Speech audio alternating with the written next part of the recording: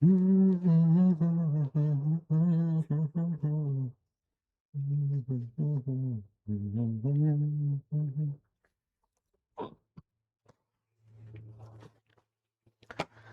Ji, hello and welcome to all my dear students. क्या हाल चाल है आप लोगों के, कैसे हैं आप सब लोग।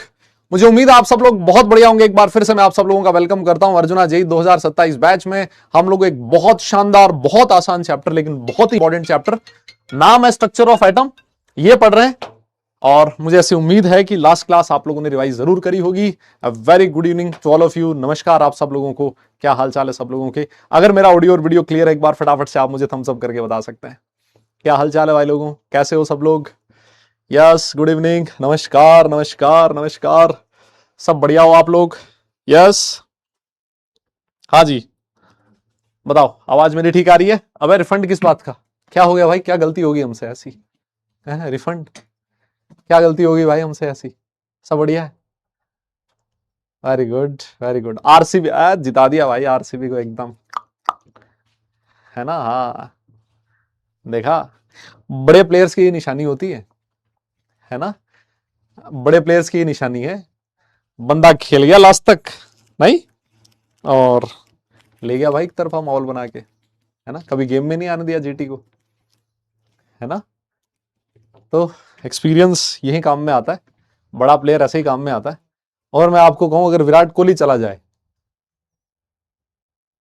कुछ भी हो सकता था उस मैच में, कुछ भी हो सकता था, है ना, क्योंकि उनकी जो बैटिंग है वो बहुत ज्यादा टेस्ट नहीं हुई है नीचे तक डाउन दी ऑर्डर।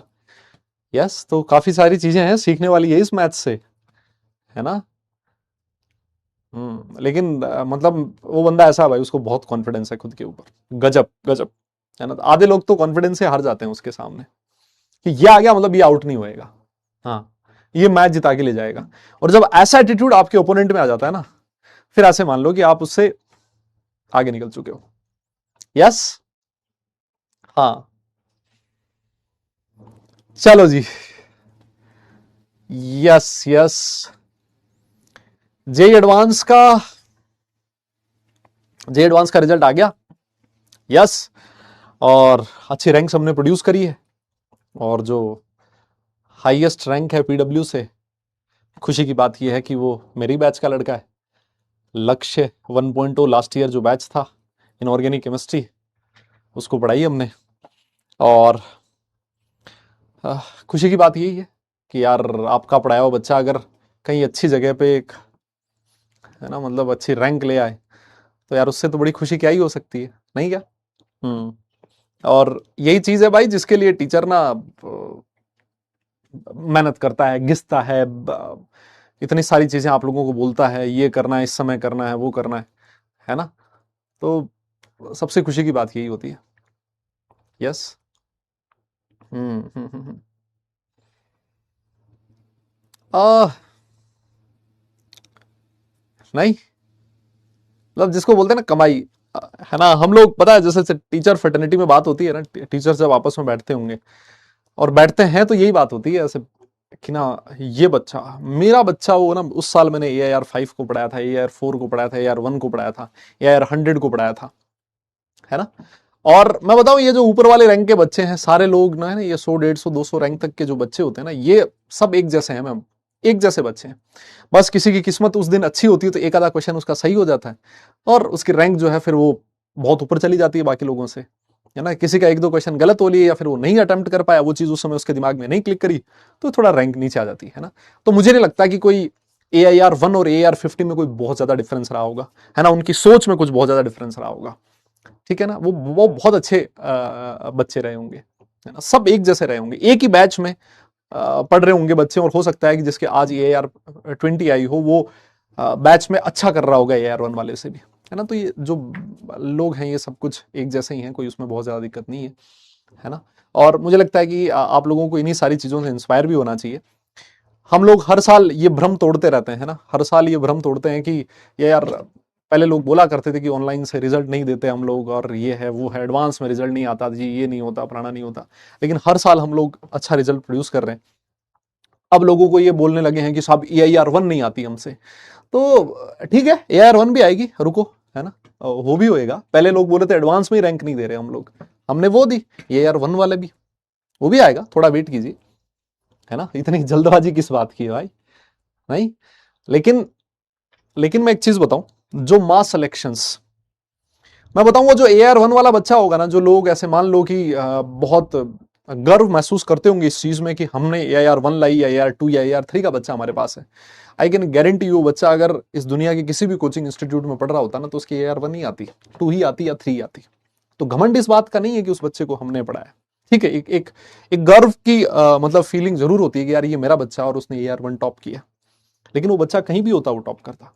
मुझे लगता है उससे ज्यादा जो बड़े गर्व की बात है ना, वो ये है कि हमने एक ऐसा बच्चा, जो हो सकता है जेई का सपना भी ना देखता हो, है ना, जिसको लगता होगा कि उसके घर वालों के पास इतना पैसा, इतना एफर्ट, इतना टाइम है ही नहीं कि लाखों की उस बच्चे की फीस भर पाए, उसको वो अपना शहर छोड़ के किसी दूसरे शहर में जाके वो कोचिंग कर पाए और वहां पर वो इतना खर्चा अफोर्ड कर पाए।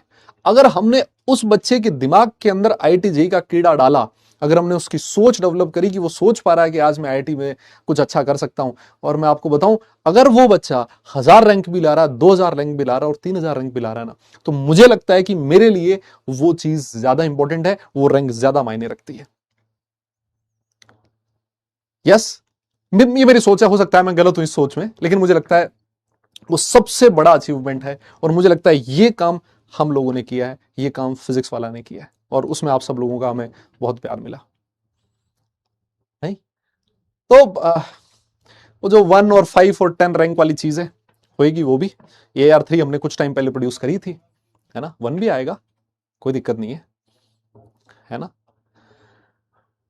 हाँ, और आजकल एक और चीज भी चल रही है ना, अब तुम सारी बातें मेरे से करो कहलवाओगे हैं, और फिर साला क्लिप क्लुप काट कूट के फिर इधर उधर भेजोगे, नहीं।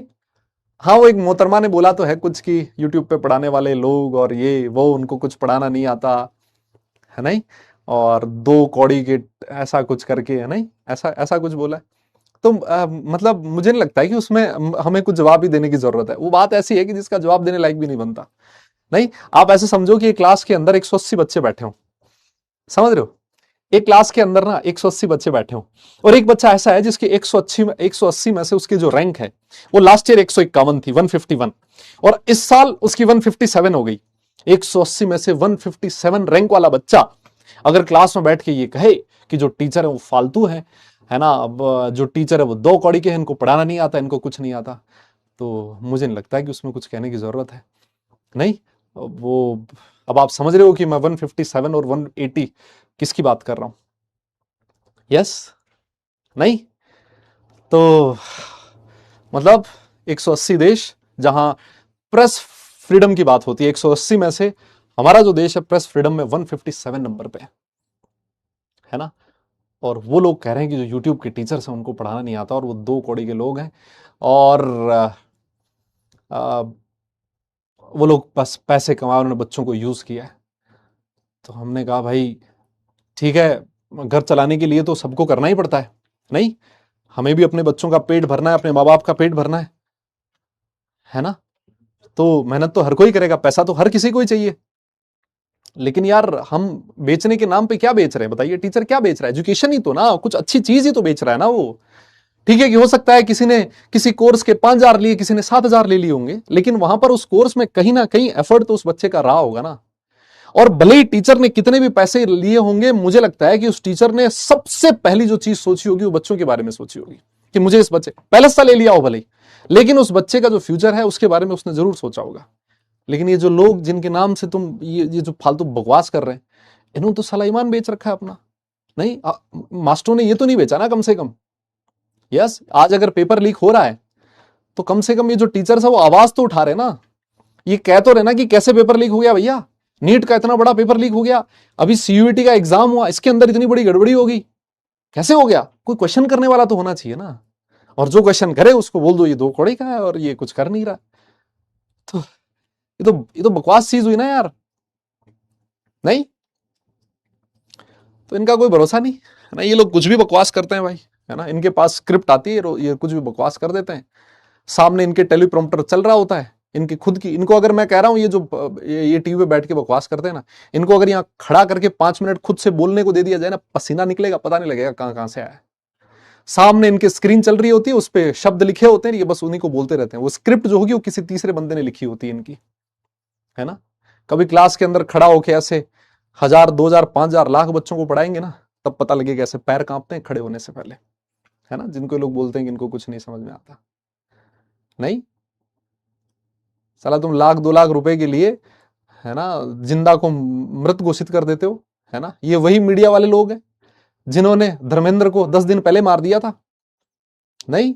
ये वही लोग हैं जो वो जो नोट है उसके अंदर चिप बता रहे थे, है ना, कि चिप है पता लग जाएगा, 20 फीट गहरे से भी पता लग जाएगा, है ना। ये वही लोग हैं जो इस्लामाबाद में भारत की सेना भेज दी थी इन्होंने। और ये लोग बात करते हैं दीन ईमान की, और ये लोग बात करते हैं कि जो टीचर है वो 2 कौड़ी का है। बताओ। और मुझे इन लोगों पे तो मतलब हंसी आती है, मुझे उनसे ज्यादा हंसी उन लोगों पे आती है जो इन जैसे बेवकूफ लोगों को सुनते भी हैं, मुझे इनकी बात को सीरियसली लेते हैं, नहीं। वो मुझे लगता है इससे ज्यादा, इसीलिए मैं तुमसे बोलता हूं ना, इसीलिए मैं तुम लोगों से कहता हूं यार, ये कोई तुम्हारा सगा नहीं है, मैं बता रहा हूं। तुम्हें लग रहा है कि ये सरकार मेरे लिए कुछ कर रही है, ये नेता मेरे लिए कुछ कर रहा है, कोई कुछ नहीं कर रहा। जो करना है तुम्हें खुद को करना है ना।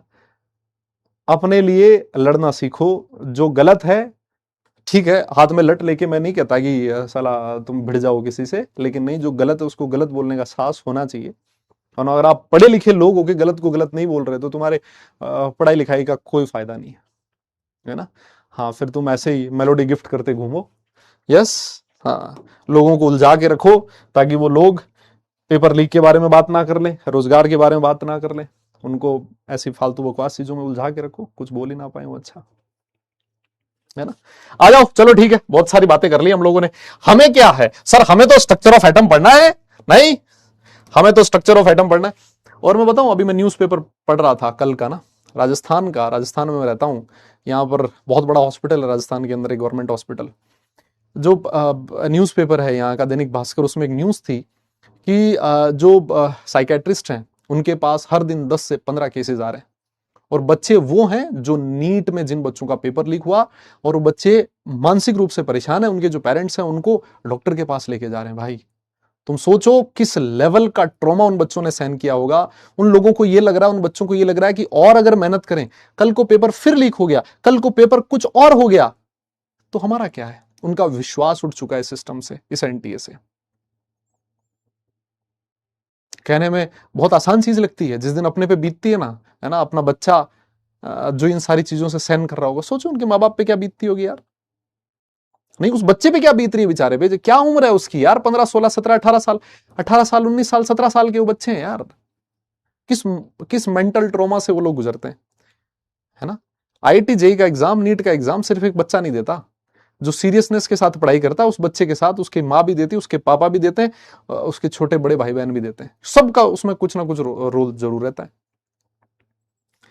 लेकिन हो रहा है, क्या करोगे, कौन बोल रहा है। अभी वो मैं देखा कल प्रयागराज के अंदर, आज का न्यूज था, जो टीचर्स हैं उन्होंने, जो वैकेंसी आई और जो पेपर हुआ लीक हुआ उसके अगेंस्ट कुछ रैली वैली करी, उनके 3 कोचिंग इंस्टीट्यूट बंद करवा दिए। मतलब बोले भी ना, बताओ है। हाँ, पता चले साला कल को मेरा बना बाइकआउट हो जाए, भाई तुम मेरे से ज्यादा मत बुलवाओ। आ जाओ, हमें आज रदरफोर्ड एटॉमिक मॉडल के बारे में पढ़ना है। और तुम में से भी कई लोग होंगे जो बोलेंगे मास्टर तो एकदम बकवास करता है ना। हाँ, ये क्या बात हुई है, हमारे भगवान के बारे में ऐसे कैसे बोल दिया। नहीं, इस देश में भगवान बनाने का बड़ा शौक है लोगों को। आ जाओ, रदरफोर्ड एटॉमिक मॉडल के बारे में हम लोग पढ़ रहे हैं। यस, ये अपना छोटा सा टेलीग्राम चैनल है, राहुल डूडी केमिस्ट्री के नाम से है। आप लोग चाहें इस टेलीग्राम चैनल का हिस्सा बन सकते हैं। और मैं अब सेशन को स्टार्ट करने जा रहा हूं। सारे लोग एक बार थम्स अप करके बता दो, फटाफट एक बार सारे लोग थम्स अप कर दो कि सर सेशन को स्टार्ट कर दो, कि सर सेशन को स्टार्ट कर दिया जाए। जल्दी से बताइए, सारे लोग एक बार थम्स अप करो कि सर सेशन को स्टार्ट करें। बातें हो गई है खूब सारी आज। वैसे ओ भाई, आज तो क्लास भी अपनी छोटी है यार। ओहो, आ जाओ, अब भाई बातें कम करेंगे। यस, अब बातें कम करेंगे। आ जाओ, अब हम लोग सेशन स्टार्ट कर रहे हैं। एटॉमिक मॉडल्स हम लोगों ने लास्ट क्लास में पढ़ना स्टार्ट किया था। एटॉमिक मॉडल्स हमें एटम के मॉडल के बारे में चीजें बताते हैं, एटम कैसे काम करता है, क्या करता है ना। तो वो जो मॉडल्स हैं उनके बारे में हम लोग बात करने वाले हैं। और मैंने आपसे कहा था कि 4 मॉडल्स हैं जो हमें इस चैप्टर में पढ़ने हैं, और इन 4 में से ये वाला जो एटॉमिक मॉडल था, थॉमसन एटॉमिक मॉडल, सर इसके बारे में हम लोग लास्ट क्लास में पहले ही बात कर चुके थे, इसको कंप्लीट हम लोग पहले ही कर चुके थे, है ना। ये मेरे हिसाब से याद होएगा, प्लम पुडिंग मॉडल था, है ना, और वाटरमेलन, मुंह में एकदम तुम्हारे पानी सा आ गया था, है ना, जिसका नाम सुन के, वो ये वाला मॉडल था, थॉमसन एटॉमिक मॉडल। आज जिस मॉडल के बारे में हम लोग बात करने वाले ना, दादा उसका क्या नाम है? सर उसका नाम है रदरफोर्ड एटॉमिक मॉडल। मुझे एक बात बताओ, ये जो नाम है सुना सुना लग रहा है या सूना सूना लग रहा है? कभी इस मॉडल के नाम सुने हो आप? क्या इस मॉडल के बारे में आपने आज से पहले कभी सुना है? यस बताओ, देखिए जल्दी से मुझे, क्या इस मॉडल के बारे में आज से पहले पढ़ा आप लोगों ने? है जी, जल्दी से बताओ। आज मुझे ऐसा लग रहा है चैट की जो स्पीड है काफी, मतलब एकदम धमाधम भाग रही है, क्या बात है? एकदम से बच्चा बढ़ गया है क्या बैच में? क्या चक्कर है भाई? हाँ, मैंने तो बच्चे कम होते देखे हैं बैचेस के अंदर, हैं? आज तो ऐसा लग रहा है जैसे, मतलब या वो सोते हुए लोग वो जाग गए हैं भाई, हैं? एकदम से उनमें मन में आया कि नहीं मैं जेई के लिए प्रिपेयर कर सकता हूं वापस से, है ना। ऐसा ऐसा क्या चक्कर है बताओ? कुछ लग रहा है मुझे। यस सर, रदरफोर्ड जो एटॉमिक मॉडल था ना, इसको गोल्ड फॉइल एक्सपेरिमेंट भी बोलते हैं, है ना। गोल्ड फॉइल एक्सपेरिमेंट शायद आप लोगों ने नाम सुना हो। ये जो एक्सपेरिमेंट था ना, वो रदरफोर्ड और उसके कुछ स्टूडेंट्स थे, देखो कितने होनहार स्टूडेंट्स हैं, है ना। गीगर था और एक मार्चसन था, उन्होंने ये वाला एक्सपेरिमेंट किया था, और इन्होंने गोल्ड की फॉइल ली थी और उस गोल्ड फॉइल के ऊपर अल्फा पार्टिकल्स को बॉम्बार्ड करवाया था। मेरे हिसाब से सारी दुनिया इसके बारे में जानती है। गोल्ड की फॉइल ली और गोल्ड फॉइल के ऊपर क्या फेंके थे उसने? अल्फा पार्टिकल्स फेंके थे। बोम्बार्डमेंट का मतलब मैं आप लोगों को समझा चुका हूं वैसे भी लास्ट क्लास में, कि गोल्ड फॉइल लेके बहुत तेज स्पीड से उन्होंने उसके ऊपर अल्फा पार्टिकल्स डाले, उस ऐसा लगा जैसे बम गिर रहा हो, जैसे इतनी स्पीड से वो अल्फा पार्टिकल आ रहा था। यस तो अल्फा पार्टिकल्स की बोम्बार्डमेंट उन्होंने करी थी। देखो ये लिखा है, performed an experiment where they bombard a very thin gold foil with alpha particle. Gold की फॉइल ही क्यों ली, इसके बारे में भी हम लोग अभी थोड़ी देर में बात करने वाले। हाँ, और ये शायद आप लोगों ने बहुत पहले 9th-10th क्लास में भी पढ़ा होगा। यस हाँ, ये बहुत बहुत आसान सा एक्सपेरिमेंट था। हाँ, आप लोग चाहें तो ये वाली जो लाइन है इसको लिख सकते हैं, हालांकि कोई नहीं पूछेगा आपसे कि ये जो एक्सपेरिमेंट है किसने किया था, उसके साइंटिस्ट का क्या नाम था। और मुझे बड़ी खुशी होगी कि कल को आप अगर कुछ ऐसा करें कि आपका भी यहां पर नाम आए, है ना, और जिसके बारे में आगे आने वाली जो पीढ़ी के टीचर्स हैं वो पढ़ाएं। हमें बड़ी गर्व की अनुभूति होगी कि हमारे देश के बच्चे उन्होंने कुछ ऐसा एक्सपेरिमेंट किया। थोड़ा दुख सा होता है ना, दुख सा होता है कि भाई अपने लोगों का यह नाम बहुत कम होता है ना, लेकिन ठीक है जो भी है। मुझे लगता है जिस तरह का माहौल है, जिस तरह की फैसिलिटीज इस देश में अवेलेबल है, जो लोग कर रहे हैं वही बहुत बड़ी बात है ना, वो भी बहुत खुशी की बात है। यस हाँ जी, अगर ये चीज लिख लें आप लोग तो मुझे डन लिख के बताएं कि सर अल्फा पार्टिकल्स, सॉरी ये जो 2 लाइन है ये हम लोगों ने लिख ली है। यस हाँ जी, हाँ हाँ हाँ हाँ, डन डन डन, जल्दी से बताओ। आज भाई सारे लोग एडवांस के बच्चों के साथ रिजल्ट सेलिब्रेट कर रहे हैं, और मैं बताओ तुम्हारी क्लास ले रहा हूं, वो सारे लोग आज नोएडा में हैं और हम जयपुर स्टूडियो से क्लास ले रहे हैं। बताओ, रिजल्ट सेलिब्रेशन चल रहा है बच्चों के साथ, कोई मैच देख रहा है, कोई कुछ कर रहा है? नहीं, अब ऐसे ही आओ। तो सर देखो, ऐसा कुछ इसका एक्सपेरिमेंटल सेटअप था, कुछ ऐसा सा सेटअप था, है ना, कुछ ऐसा सा एक्सपेरिमेंटल सेटअप था। अगर आप लोग इस डायग्राम को बना पाए तो आप लोग बना सकते हो, नहीं भी बना पाए कोई बनाने की जरूरत नहीं है ना, बहुत ज्यादा कुछ पंगा नहीं है। आपको तो बस मोटा मोटा क्रक्स समझना है ना, आपको मोटी मोटी बात समझनी है कि ये वाला जो एक्सपेरिमेंट था सर, इसमें हुआ क्या था। बोला कि हमारे पास यहां से अल्फा पार्टिकल आ रहे हैं, यहां से, है ना, या आपने कुछ एक सोर्स ले रखा है जो अल्फा पार्टिकल जनरेट करके दे रहा है। वो सोर्स कैसा है कैसा नहीं है उसके बारे में आपको नहीं सोचना, है ना। सर वो एक alpha particle source, alpha particle का सोर्स है जो आपको क्या दे रहा है? अल्फा पार्टिकल दे रहा है। ये अल्फा पार्टिकल यहां से निकले, और सर यहां देखिए आपने गोल्ड की फॉइल ले रखी है, और इस गोल्ड की फॉइल के चारों तरफ आपने एक स्क्रीन लगा रखी है। दादा क्या लगा रखी है आपने? एक स्क्रीन लगा रखी है। क्या मेरी बात समझ रहे हो आप लोग? और ये जो स्क्रीन है इसके अंदर वाली साइड, इसके अंदर वाली साइड आपने एक फ्लोरोसेंट मटेरियल की कोटिंग कर रखी है। अरे ये नाम सुने हो आपने? कोई बोल ही नहीं रहा है। अरे ये फ्लोरोसेंट मटेरियल सुना सुना लग रहा है क्या आप लोगों को? हाँ हाँ सुना है क्या? कोई बोल ही नहीं रहा। अरे वो लेड वाली प्लेट वही है जो अल्फा पार्टिकल जनरेट करके दे रही है, तुम छोड़ो उसके बारे में, है ना। हाँ, वो कैसे अल्फा पार्टिकल जनरेट हो रहा है आगे हम लोग पढ़ेंगे कभी केमिस्ट्री के अंदर, है ना। आप ऐसे मानो यहां से अल्फा पार्टिकल आ रहा है। फ्लोरोसेंट मटेरियल का नाम सुने हो? हाँ sir, zinc sulphide, very good, बहुत बढ़िया बेटा, वेरी गुड, बहुत बढ़िया। तो सर अंदर आपने क्या कर रखा है, जिंक सल्फाइड की कोटिंग कर रखी है, और ये जो जिंक सल्फाइड है इस पे अगर कोई पार्टिकल आके हिट करेगा तो वहां पर आपको स्पार्किंग दिखेगी। तो किया क्या था इन स्टूडेंट्स ने, इन्होंने इधर से अल्फा पार्टिकल डाले, ये जो अल्फा पार्टिकल है ये इस गोल्ड की फॉइल के ऊपर जाके हिट कर रहे हैं। इन साइंटिस्ट ने क्या किया, उन अल्फा पार्टिकल्स का डिफ्लेक्शन नोट किया कि ये अल्फा पार्टिकल किस रास्ते से जा रहे हैं। तो देखो मैं आपको बताऊं, जब भी कोई भी एक्सपेरिमेंट किया जाता है, कोई भी एक्सपेरिमेंट किया जाता हो, सबसे पहले उस एक्सपेरिमेंट के क्या मिलते हैं, ऑब्जर्वेशंस मिलते हैं। क्या मिलते हैं दादा? ऑब्जर्वेशंस मिलते हैं कि ये हमें एक चीज ये देखने को मिली, इस एक्सपेरिमेंट में ये चीज देखने को मिली। वो जो एक्सपेरिमेंट है फिर हम लोग क्या करते हैं, उन ऑब्जर्वेशन से, उन ऑब्जर्वेशंस की हेल्प से हम लोग कुछ कंक्लूजन निकालते हैं, है ना। हम लोग चीजों को समझने की कोशिश करते हैं कि ये जो ऑब्जर्वेशंस है ये क्यों आए हैं ऑब्जर्वेशंस, उनका रीजन ढूंढने की कोशिश करते हैं, और वो आते हैं यहां कंक्लूजन में। और कंक्लूजन के बाद आपको थ्योरी बनके तैयार होती है ना, आपकी थ्योरी बनके तैयार होती है। तो उन्होंने इन्हीं अल्फा पार्टिकल्स का डिफ्लेक्शन चेक किया था, और मेरे हिसाब से वही दो तीन चीजें आप लोगों ने पढ़ी होंगी कि alpha particle, most of the alpha particle, जैसे मान लो यहां पर आपने गोल्ड की फॉइल ले रखी है, most of the alpha particle आए और बिना किसी डिफ्लेक्शन के सीधे निकल गए, एकदम उनके रास्ते में कुछ नहीं मिला उनको। गजब। कुछ अल्फा पार्टिकल्स ऐसे थे जो इस रास्ते से आए लेकिन किसी एक एंगल से डिफ्लेक्ट हो गए, है ना। This is angle of deviation and angle of deflection. और सर कुछ अल्फा पार्टिकल ऐसे थे जो जिस रास्ते पे आए थे सर उसी रास्ते से वापस मुड़ गए सर। इनमें एंगल ऑफ डिफ्लेक्शन कितना हो जाएगा, 180 डिग्री। लेकिन ऐसे जो अल्फा पार्टिकल्स थे वो बहुत ही कम थे, है ना। कुछ लोग बोलते हैं 20,000 में से एक अल्फा पार्टिकल इस 180 डिग्री से डेविएट हुआ, है ना। लेकिन जो इसमें मेन चीज है वो ये है कि most of the alpha particles बिना किसी डिफ्लेक्शन के सीधे निकल गए, सीधे निकल गए, सीधे निकल गए। सिंपल चीज ये थी। यस, पढ़ा होगा आप लोगों ने ना, है ना। तो देखो इसको मैं थोड़ा सा भी अगर आपको दिखा भी दूं ना, थोड़ा सा अगर मैं आपको इसको दिखा भी दूं, थोड़ा सा अगर मैं आपको इसको दिखा भी दूं, अरे कहां चला गया भैया,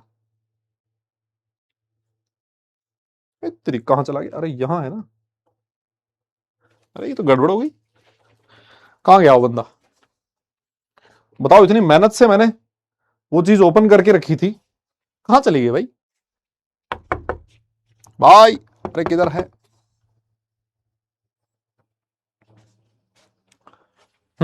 एक मिनट रुको बेटा, एक मिनट रुको। अरे वो कहां चला गया यार, मैंने इसको ओपन करते ये तो ये इधर हो गया, ये इस पे आ गया। जब करते हैं तो बंद हो जाता है, एक बार फिर से कर दीजिए, वापस खोलना पड़ेगा। वो किस पे था, वो कौन सी प्रोफाइल थी, ये वाली, इस पे खुला होगा क्या पहले से? हाँ ओके, बहुत बढ़िया, यस यस, आ चुका, आ चुका, आ चुका है। आ जाओ, आ जाओ, आ जाओ। हाँ जी, हाँ जी, आ चुका, आ जाओ, इधर आ जाओ। तो ये जो रदरफोर्ड का एटॉमिक मॉडल है ये हम लोग देखने वाले हैं। एक छोटा सा सिमुलेशन है जो मैं आप लोगों को दिखाना चाहता हूं, है ना। एक बार के लिए सारे लोगों का जो ध्यान है वो स्क्रीन की तरफ रहे, है ना, सब लोग देखें।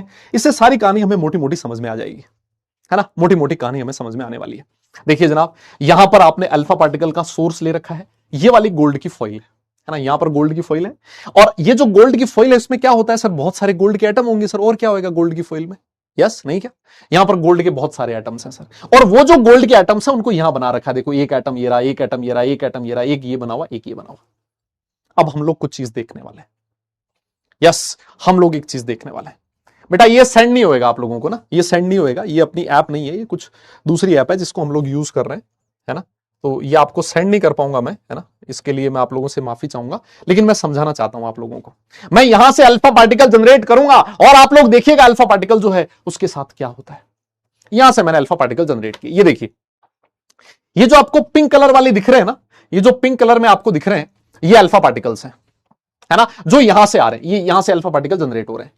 और ये जो है ये एटम्स है, छोटे छोटे, ये जो आपको दिख रहे हैं ना, ये गोल गोल, ये एटम्स है, ये जो है वो एटम्स है। देखो क्या दिख रहा है आप लोगों को, क्या आपको ऐसा लग रहा है, क्या आपको ऐसा लग रहा है क्या कि मैक्सिमम जो अल्फा पार्टिकल्स है सीधे निकल जा रहे हैं, है ना। कुछ अल्फा पार्टिकल देखो जिस रास्ते से आ रहे थे, देखना हल्का सा डेविएट हो गया, हल्का सा डेविएट हो गया, कुछ कुछ अल्फा पार्टिकल डेविएट हो रहे हैं, और sir most of the alpha particle जो है वो एकदम स्ट्रेट निकल रहे हैं।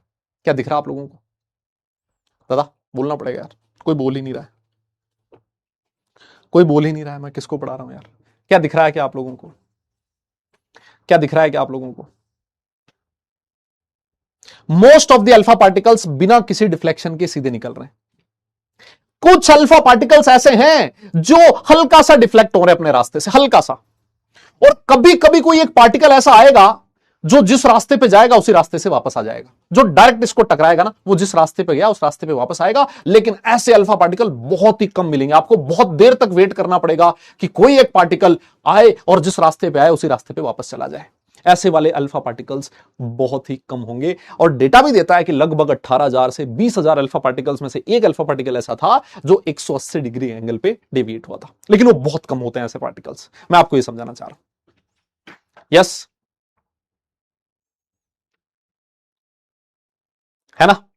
ठीक है सर, बहुत बढ़िया। हाँ, एक एक पार्टिकल आया था, मैंने देखा था पहले, है ना? स्टार्टिंग जैसे स्टार्ट किया था ना, उसी समय वो पार्टिकल आया था। अब वापस से 18-20 हजार का वेट करना पड़ेगा ना, सुबह हो जाएगी तब तक तो, है ना? सुबह हो जाएगी तो इसको मान लो, है ना? इसको मान लो।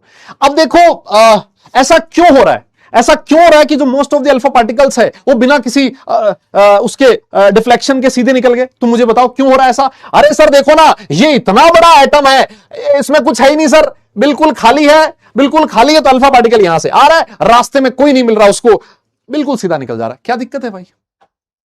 जब most of the alpha particles बिना किसी डिफ्लेक्शन के सीधे निकल रहे हैं तो सर इसका मतलब सीधा सा ये है कि भाई साहब एटम का जो मोस्ट ऑफ द पोर्शन है ना, बिल्कुल खाली है, उसमें कुछ भी नहीं है, कुछ नहीं है। Most of the portion of atom is empty. ये कंक्लूजन हुआ किसका? कि हमने ऑब्जर्वेशन लिया था, most of the alpha particle सीधे निकल रहे हैं। क्यों निकल रहे हैं? उसका कंक्लूजन ये है कि इसका मतलब मैक्सिमम पार्ट जो है एटम का वो बिल्कुल खाली है। क्या मैं सही कह रहा हूं? अब मुझे एक बात बताओ, इसको मैं एक बार के लिए वापस बंद कर दे रहा हूं, कुछ चीजें और समझानी है, मैं वापस इस पे वापस आऊंगा, थोड़ी देर में आऊंगा। लेकिन हम लोग सबसे पहले ये जो एक्सपेरिमेंट है इसके ऑब्जर्वेशंस के बारे में बात करते हैं। ये देखिए, ये 3 ऑब्जर्वेशंस मैंने इस एक्सपेरिमेंट के देखे। तुम मुझे एक बात बताओ, इसमें से कौन सा ऑब्जर्वेशन है जो आपको नहीं समझ में आया? दादा बोलना पड़ेगा। हाँ, अभी एनर्जी बढ़ाएंगे, सब कुछ करेंगे, है ना? थोड़ा सा वेट करो, है ना? थोड़ा सा वेट करो, एनर्जी भी बढ़ाएंगे, कुछ कुछ कुछ और चीजें भी बढ़ाएंगे। हाँ, मैं आपको ये वाला जो चीज है ना वो दिखाने जा रहा हूं।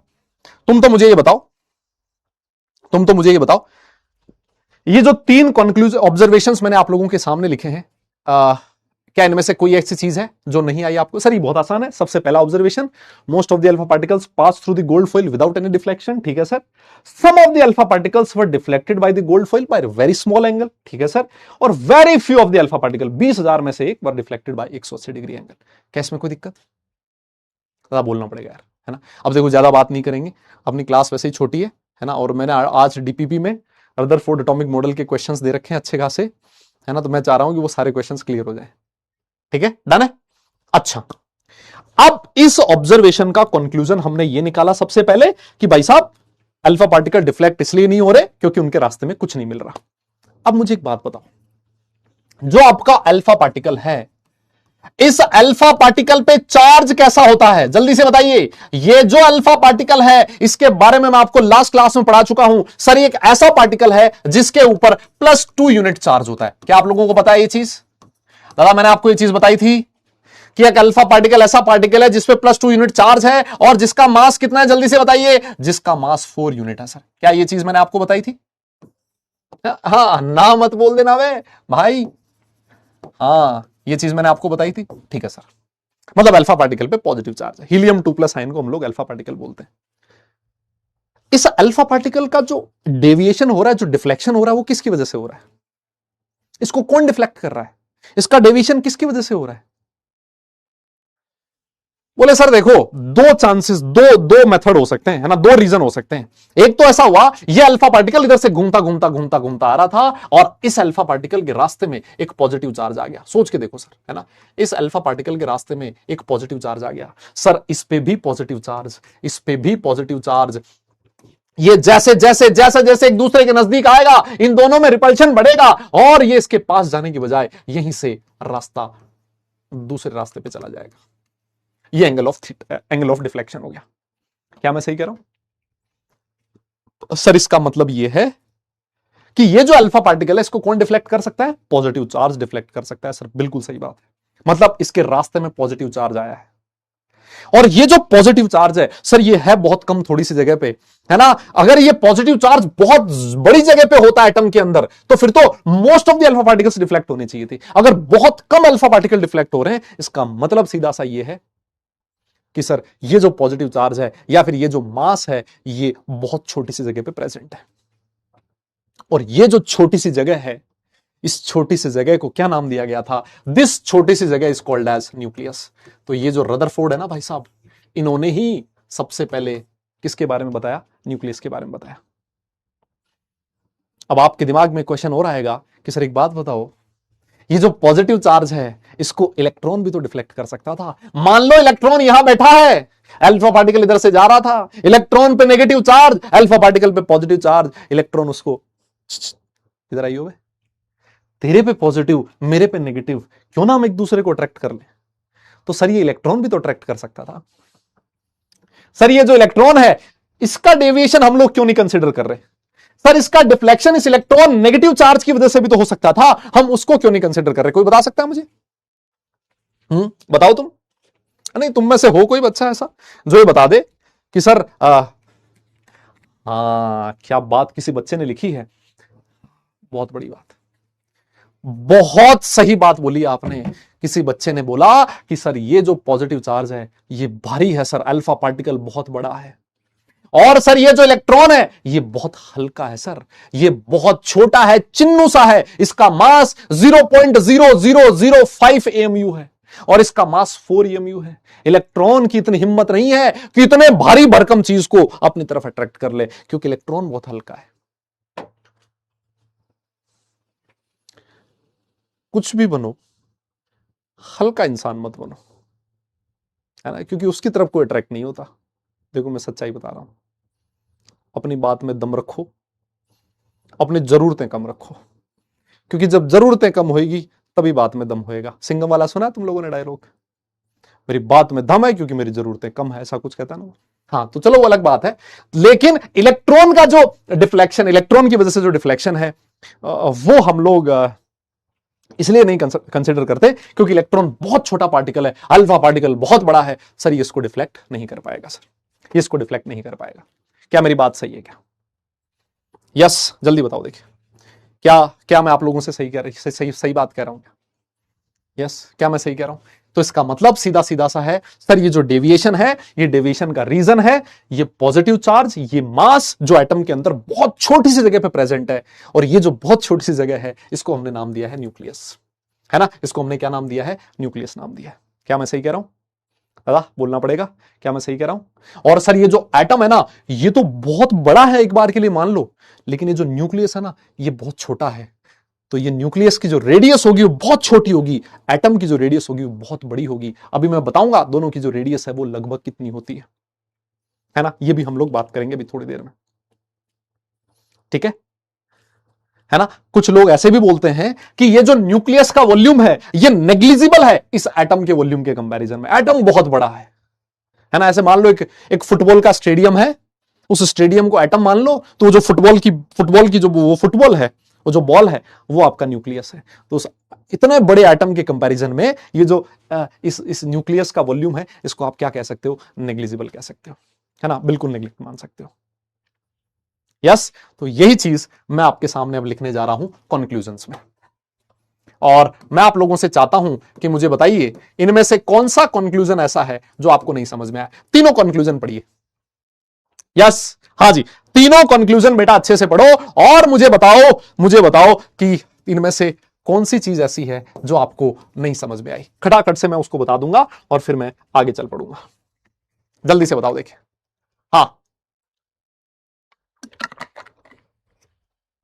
जल्दी बताओ कौन सी चीज ऐसी है जो आपको नहीं समझ में आई, जल्दी से बता दो। सर सबसे पहली चीज, most of the space in the atom is empty, ये हम लोगों ने बात करी ली, ठीक है sir. The positive charge and mass is concentrated in a very small volume called nucleus. Sir जो एटम का मास है ना और जो एटम का पॉजिटिव चार्ज है वो बहुत छोटी सी जगह में प्रेजेंट है, अभी जिसको न्यूक्लियस बोला वही। सर जो मास है एटम का और जो चार्ज है एटम का वो बहुत छोटी सी जगह पे प्रेजेंट है, और सर वो जो छोटी सी जगह है that is called as nucleus. उसको हम लोग क्या बोलते हैं सर? न्यूक्लियस नाम देते हैं। यस, क्योंकि जो न्यूक्लियस होता है ना दादा, से मान लो ये न्यूक्लियस है, सारा का सारा जो एटम का मास है वो किसमें प्रेजेंट होता है? न्यूक्लियस में प्रेजेंट होता है। यहां पर कौन कौन प्रेजेंट होता है? न्यूट्रॉन प्लस प्रोटॉन्स, है ना। और इन्हीं को आप लोग क्या बोलते थे? न्यूक्लियॉन्स नाम देते थे ना। तो न्यूक्लियॉन्स, न्यूक्लियस, न्यूक्लियस के अंदर न्यूक्लियॉन्स प्रेजेंट होते हैं। तो एटम का सारा पॉजिटिव चार्ज, एटम का सारा मास यहीं पर प्रेजेंट होता है। अब कोई बच्चा ये बोलेगा सर इलेक्ट्रॉन भी तो मास होता है, उसको क्यों नहीं कंसिडर कर रहे? वापस मैं बोलूं, इलेक्ट्रॉन का जो रिलेटिव मास है लगभग 0 कंसिडर किया जाता था। लास्ट क्लास में एक टेबल बनवाई थी मैंने तुम्हें, है ना, लगभग 0 कंसिडर हम लोग करते थे। ठीक है सर, ये वाला पॉइंट भी हो गया। फिर मैंने आपको तीसरा पॉइंट बोला था कि जो एटम होता है वो बड़ा है, न्यूक्लियस उसके कंपैरिजन में बहुत छोटा है। तो एटम के वॉल्यूम के कंपैरिजन में न्यूक्लियस के वॉल्यूम को आप नेग्लेक्ट कर सकते हो। The volume of the nucleus is very small compare to the total volume of the atom. अब ये कहता है कि जो एटम की रेडियस है वो लगभग 10 टू द पावर -10 मीटर के ऑर्डर की है, और जो आपका न्यूक्लियस की रेडियस है वो 10 टू द पावर -15 मीटर के ऑर्डर की है। समझ रहे हो? 10 टू द पावर -15। आप एक चीज देखो, जो रेडियस ऑफ एटम है वो लगभग, है ना, 10 टू द पावर -10 मीटर, और जो रेडियस ऑफ न्यूक्लियस है दादा वो कितनी बोल रहे हो आप लोग? लगभग 10 टू द पावर -15 मीटर। मैंने आपसे कहा कि रेडियस ऑफ एटम उसको डिवाइड कर दे रेडियस ऑफ न्यूक्लियस से। आप पता क्या बोलोगे? आप बोलोगे सर ये है 10 टू द पावर -10, ये है 10 टू द पावर -15, ये उछल के ऊपर गया। तो सर ये ऐसा लिखेगा, radius of atom is 10 to the power 5 times of radius of nucleus. देखो ना आप, कितना बड़ा है यार। जो एटम की रेडियस है वो 10 टू द पावर 5 टाइम्स, भाई साहब 10 टू द पावर 5 टाइम्स बड़ी है। 10 to the power 5 times radius of atom radius of nucleus के कंपैरिजन में। तो इसका मतलब सर जो रेडियस ऑफ न्यूक्लियस है सर वो तो बहुत छोटी होगी ना यार। क्या मैं सही कह रहा हूं? सर बहुत कम होगी ना यार। यस, क्या आप न्यूक्लियस की रेडियस को इस एटम की रेडियस के कंपैरिजन में नेग्लेक्ट कर सकते हो? अरे सर बिल्कुल कर सकते हैं, ऐसी क्या बात है, बहुत छोटा है तो कर सकते हैं, बिल्कुल कर सकते हैं। 1,00,000 गुना छोटी है बताओ, तो नेग्लेक्ट कर सकते हो सर। यस, क्या मैं सही कह रहा हूं? कोई नहीं बोल रहा यार, कोई बोल ही नहीं रहा यार। दादा मैं किसको पढ़ा रहा हूं यार। अच्छा एक बात और बताओ, ये तो रेडियस की बात हुई, अगर मैं तुमसे पूछ लूं वॉल्यूम, सुनो सुनो, अगर मैं आपसे ऐसे पूछ लूं कि एटम का वॉल्यूम और जो आपका न्यूक्लियस है उसका वॉल्यूम, उसका रेशियो क्या होगा? आप बोलोगे सर देखो बहुत आसान है सर, वॉल्यूम जो होता है उसका फॉर्मूला होता है 4/3 पाई आर क्यूब। किसके लिए? एटम के लिए। और 4/3 पाई आर क्यूब किसके लिए? आपके न्यूक्लियस के लिए। यस, तो देखो सर 4/3 से 4/3 उड़ गया, क्या बचा ऊपर? रेडियस ऑफ एटम का क्यूब। रेडियस ऑफ एटम हमने कितनी लिखी थी? 10 टू द पावर -10 मीटर, इसका क्यूब। और सर न्यूक्लियस की रेडियस कितनी लिखी थी? 10 टू द पावर -15 मीटर, इसका क्यूब। तो सर ये जो वैल्यू है, ये देखो ये -30 हो जाएगा, -45 हो जाएगा। क्या ये 10 टू द पावर 15 आ रहा है क्या? एक बार बताइए जरा, क्या ये 10 टू द पावर 15 आ रहा है? मतलब मैं ऐसे कह सकता हूं कि जो एटम का वॉल्यूम है वो 10 टू द पावर 15 टाइम्स है वॉल्यूम ऑफ न्यूक्लियस। यार कोई बोल नहीं रहा यार दादा, यार बोलना पड़ेगा यार, आपको बताना पड़ेगा क्या ये जो मैं चीज कह रहा हूं आपसे, ये चीज आपको क्लियर हुई कि नहीं हुई? और क्या यहां से आपको दिख रहा है कि यार बहुत ज्यादा डिफरेंस है एटम का वॉल्यूम और न्यूक्लियस के वॉल्यूम के अंदर? इसी वजह से मैंने आपसे कहा था न्यूक्लियस के वॉल्यूम को एटम के वॉल्यूम के कंपैरिजन में आप नेग्लेक्ट कर सकते हो, हटा सकते हो। ऐसे मान लो बहुत चिन्हों से है साइड हट, इसमें मेरे हिसाब से आप जैसे होनहार बालिकाओं के लिए समझना बहुत आसान चीज है, बहुत सिंपल है। डन लिख दो, आगे चलते हैं फिर। यस ठीक है दादा, डन लिख दो, फिर हम लोग आगे चलेंगे भाई लोगों, फिर हम लोग आगे चलेंगे, फिर हम लोग आगे चलेंगे, फिर हम लोग आगे चलेंगे। यस, फिर हम लोग आगे चलेंगे। डन है? पक्का पक्का पक्का, done done done, very good sir, very good, बहुत ही बढ़िया, बहुत ही बढ़िया। अब मैं आपको कुछ और चीज समझाने जा रहा हूं। इसके बाद कुछ और छोटी छोटी चीज है जो मैं आप लोगों को समझाना चाहता हूं, है ना, जो मैं आप लोगों को समझाना चाह रहा हूं। बहुत छोटा सा टॉपिक है, लेकिन उस टॉपिक को समझने के लिए हमें वापस उसी पे जाना पड़ेगा, हमें वापस उसी पे जाना पड़ेगा। आइए यस दादा इधर आओ, देखो हम लोग वापस आ रहे हैं, जो हमारा सिमुलेशन काम कर रहा था इसी पे। यहां पर देखो एटम के अंदर कितने प्रोटॉन्स हैं, वो लिखे हुए हैं 62। समझना, अच्छे से देखना भाई लोग, मैं वापस कह रहा हूं, सबका ध्यान स्क्रीन पे होना चाहिए, नहीं तो मामला गड़बड़ हो जाएगा। यहां पर क्या लिखा हुआ है, ये जो एटम है इसके अंदर मैंने प्रोटॉन कितने लिख रखे हैं, 62। प्रोटॉन का मतलब हो गया सर जेड, एटॉमिक नंबर, सही कह रहा हूं। मुझे एक बात बताइए, अगर मैं नंबर ऑफ प्रोटॉन्स को बढ़ा दूं तो ये जो number of alpha particles deflected है इन पे क्या फर्क पड़ेगा। मैं बढ़ा रहा हूं नंबर ऑफ प्रोटॉन को, सारे लोग देखना बे स्क्रीन की तरफ, भाई लोग सबका ध्यान इधर हो। मैं नंबर ऑफ प्रोटॉन को बढ़ा रहा हूं, बढ़ाते बढ़ाते बढ़ाते बढ़ाते बढ़ाते बढ़ाते मैंने नंबर ऑफ प्रोटॉन 100 कर दिए। मेरा क्वेश्चन आपसे यह है, number of alpha particles deflected पे क्या फर्क पड़ रहा है, मैं आपसे ये जानना चाह रहा हूं। यस, मैं आपसे ये जानना चाह रहा हूं, number of alpha particles deflected पे क्या फर्क पड़ रहा है, मैं आपसे ही जानना चाह रहा हूं। यस, मैं आपसे ही जानना चाह रहा हूं कि number of alpha particles deflected पे क्या फर्क पड़ रहा है। हां, मैं आपसे ही जानना चाह रहा हूं, क्योंकि तुम्हें दिख रहा है ना, तुम्हें दिख रहा है, दिख रहा है तुम्हें जानना चाह रहा हूं, मैं जानना चाह रहा हूं आप लोगों से। देखो एक बार के लिए, है ना, आराम से देख के बताओ, number of alpha particles deflected पे क्या फर्क पड़ रहा है, number of alpha particles deflected पे क्या फर्क पड़ रहा है, क्या इंक्रीज कर रहे हैं क्या। क्या आप सारे लोग मानते हो इस बात को कि सर Z बढ़ेगा, न्यूक्लियस के अंदर पॉजिटिव चार्ज बढ़ेगा, प्रोटॉन बढ़ेगा तो न्यूक्लियस में पॉजिटिव चार्ज बढ़ेगा, और जितना ज्यादा पॉजिटिव चार्ज होगा न्यूक्लियस के अंदर, सर जो अल्फा पार्टिकल है उसको उतना ही ज्यादा डिफ्लेक्ट करेगा, उतने ही ज्यादा number of alpha particles deflected होंगे। क्या मैं सही कह रहा हूं क्या ये बात आपको समझ में आ रही है। यस, सारे लोग मानते हो ना इस बात को। तो सर यहां से एक जो चीज आपको लिखनी है, जो एग्जैक्ट रिलेशन होता है, वो मैं आपको लिखवाने जा रहा हूं, number of alpha particles deflected. देखना जरा, number of alpha particles deflected, number of alpha particles deflected directly proportional to Z square. जहां पर ये जो Z है वो क्या है sir, Z is your atomic number. Z जितना ज्यादा होगा, नंबर ऑफ अल्फा पार्टिकल्स उतने ही ज्यादा डिफ्लेक्ट होंगे। Z बढ़ेगा तो नंबर ऑफ अल्फा पार्टिकल्स बढ़ेंगे, लेकिन जो एग्जैक्ट जो रिलेशन है वो है Z की पावर 2 के डायरेक्टली प्रोपोर्शनल होते हैं। एक्चुअली इन्होंने क्या किया था, एक फॉर्मूला डिजाइन किया था कि कितने अल्फा पार्टिकल्स डिफ्लेक्ट हो रहे हैं, उनका एक फॉर्मूला डिजाइन किया था। हालांकि वो फॉर्मूला हमारे सिलेबस का पार्ट नहीं है, हम सिर्फ उस फॉर्मूले की जो कंक्लूजन है वो पढ़ रहे हैं कि उस फॉर्मूले में ऐसा था कि जितने अल्फा पार्टिकल डिफ्लेक्ट हो रहे हैं वो Z स्क्वायर के डायरेक्टली प्रोपोर्शनल है।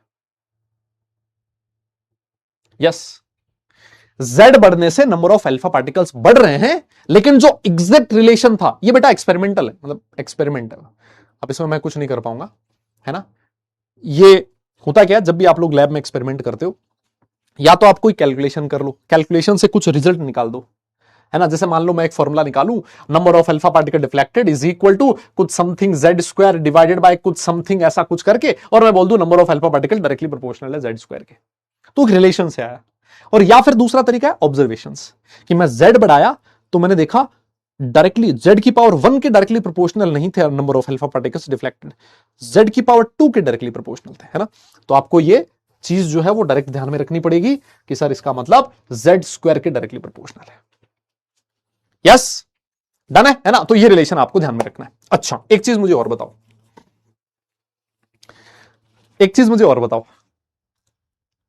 जब लेट से ऐसे समझो, है ना, लेट से ऐसे समझो आप लोग, हां ऐसे समझो आप लोग कि मैंने चीज ऑब्जर्व करी, है ना। मैंने क्या चीज ऑब्जर्व करी कि जब थीटा क्या है, कितने एंगल से डेविएट हुए। लेट से जब थीटा की वैल्यू 30 डिग्री थी, तो जो अल्फा पार्टिकल डिफ्लेक्ट हो रहे थे वो 50 थे। मेरा क्वेश्चन आपसे यह है कि 90 डिग्री या 120 डिग्री एंगल से डिफ्लेक्ट होने वाले पार्टिकल्स 50 से कम होंगे, 50 के बराबर होंगे, या फिर 50 से ज्यादा होंगे। अगर आपको ये चीज समझ में आई है ना, अगर आपको ये चीज समझ में आई है तो मुझे ये चीज बताओ। अगर 30 डिग्री एंगल से 50 पार्टिकल डिफ्लेक्ट हो रहे हैं तो 120 डिग्री एंगल से कितने पार्टिकल डिफ्लेक्ट होंगे?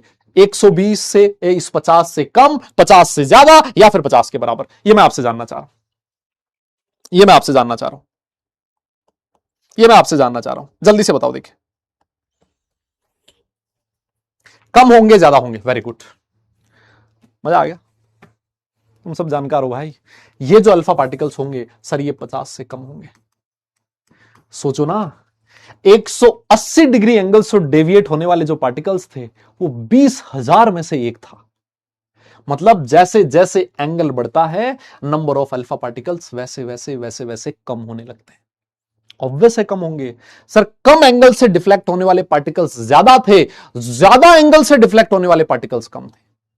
180 डिग्री एंगल से डिफ्लेक्ट होने वाले पार्टिकल 20,000 में से एक था। जब एंगल ऑफ डिफ्लेक्शन ज्यादा हो गया तो नंबर ऑफ अल्फा पार्टिकल कम हो गए। क्या मैं सही कह रहा हूं? ये सबके भेजे में घुस गई चीज। क्या मैं सही कह रहा हूं? पक्का? जल्दी सही बताओ, सही कह रहा हूं मैं? पक्का ना? अब सर इसका मतलब यह हो गया कि जब थीटा बढ़ेगा तो नंबर ऑफ अल्फा पार्टिकल्स कम होंगे। लेकिन एग्जैक्ट रिलेशन क्या होगा सर? वो डायरेक्टली प्रोपोर्शनल होंगे, क्यूब के डायरेक्टली प्रोपोर्शनल होंगे, स्क्वायर रूट के होंगे? होगा क्या? मैंने कहा बेटा, जो डायरेक्ट मुझे जो रिलेशन मिला वो रिलेशन ऐसा था, number of alpha particle deflected inversely proportional to sine की पावर 4 थीटा बाई 2। ये एग्जैक्ट रिलेशन था। इनवर्सली प्रोपोर्शनल होगा, सॉरी, है ना, थीटा बढ़ेगा तो नंबर ऑफ अल्फा पार्टिकल कम होंगे। एग्जैक्ट रिलेशन ये था सर, एग्जैक्ट रिलेशन ये था। और ये जो थीटा है मेरे हिसाब से लिखने की जरूरत नहीं है। Theta is angle of deflection, theta is angle of deflection. बेटा मैं आप लोगों के डाउट भी लूंगा, आप चिंता मत कीजिए, है ना, डाउट भी लूंगा मैं, लेकिन थोड़ा सा वेट कीजिए, है ना, थोड़ा सा वेट कीजिए। डाउट भी ले रहा हूं, एक बार के लिए मैं चीज समझा देता हूं और उसके बाद आपके डाउट भी लूंगा। यस, हाँ, इनवर्सली प्रोपोर्शनल होगा दादा, इनवर्सली प्रोपोर्शनल होगा। एग्जैक्ट रिलेशन ये वाला होगा, है ना, एग्जैक्ट रिलेशन ये वाला होगा। ठीक है, एक चीज मैं आपको और समझाना चाह रहा हूं, उसके लिए वापस मुझे सिमुलेशन पे जाना पड़ेगा। आइए आइए जनाब, हाँ, यहां से अल्फा पार्टिकल्स आ रहे हैं, समझना, देखना सारे लोग, है ना। वापस से हम लोग नंबर ऑफ अल्फा पार्टिकल जो है उनको कम कर देते हैं ना, ताकि चीज ज्यादा समझ में आए। यहां से अल्फा पार्टिकल्स आ रहे हैं, मैं क्या करना चाहता हूं ना, अल्फा पार्टिकल्स की काइनेटिक एनर्जी को बढ़ाना चाहता हूं। सुनियो बे, मैं अल्फा पार्टिकल्स की काइनेटिक एनर्जी को बढ़ाने जा रहा हूं। आप मुझे बताइएगा number of alpha particle deflected पे क्या फर्क पड़ेगा। सुन लो क्या कर रहा हूं मैं काइनेटिक एनर्जी को बढ़ा रहा हूं। आपको यह बताना है जो आपका number of alpha particles deflected है उस पर क्या फर्क पड़ेगा। ठीक है, सारे लोग देखना ढंग से, अभी यह चल रहा है, ठीक है, अभी यह चल रहा है। मैं क्या कर रहा हूं, काइनेटिक एनर्जी को बढ़ा रहा हूं, बढ़ा रहा हूं, बढ़ा रहा हूं, बढ़ा रहा हूं और मैक्सिमम कर दी। मुझे बताइए क्या फर्क पड़ रहा है, मुझे बताइए क्या फर्क पड़ रहा है। Number of alpha particles deflected पहले के कंपैरिजन में कम हो रहे हैं या ज्यादा हो रहे हैं, मैं आपसे ये जानना चाह रहा हूं। सारे लोग देख लो स्क्रीन पे, यस, सारे लोग देख लो स्क्रीन पे और जल्दी से बता दो मुझे क्या फर्क पड़ रहा है, क्या फर्क पड़ रहा है।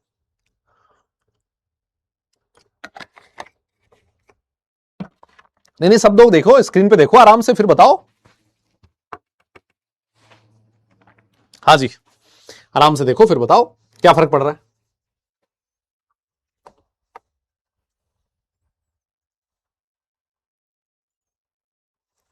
जल्दी बताओ क्या फर्क पड़ रहा है। दिख रहा है क्या सब लोगों को? दिख रहा है ना? काइनेटिक एनर्जी बढ़ी तो number of alpha particles deflected कम हो गए सर, खत्म।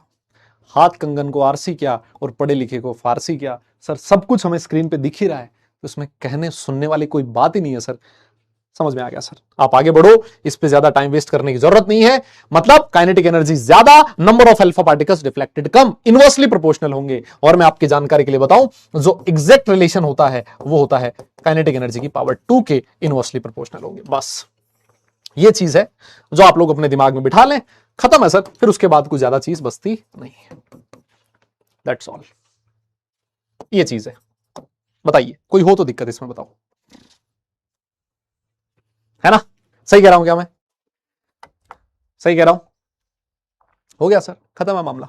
ये चीज लिख लीजिए और अगर आप लोग लिख लो तो फिर मुझे डन लिख के बता देना, सूचित कर देना कि सर लिख लिया है। आप आगे बढ़िए सर, हमने लिख लिया, आप आगे बढ़िए। यस यस, डन है, पक्का। अगर मैं इस पे एक क्वेश्चन दूं तो क्या आप लोग कर पाओगे? अगर मैं इस पे क्वेश्चन दूं तो क्या आप लोग एक कर पाओगे?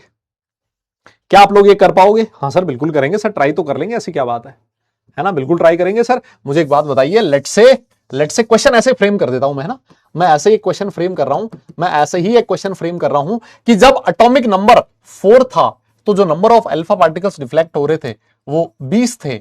आपने क्या किया, एटॉमिक नंबर को बढ़ा के 8 कर दिया, तो बताइए कितने अल्फा पार्टिकल्स रिफ्लेक्टेड होंगे? जल्दी से बताओ।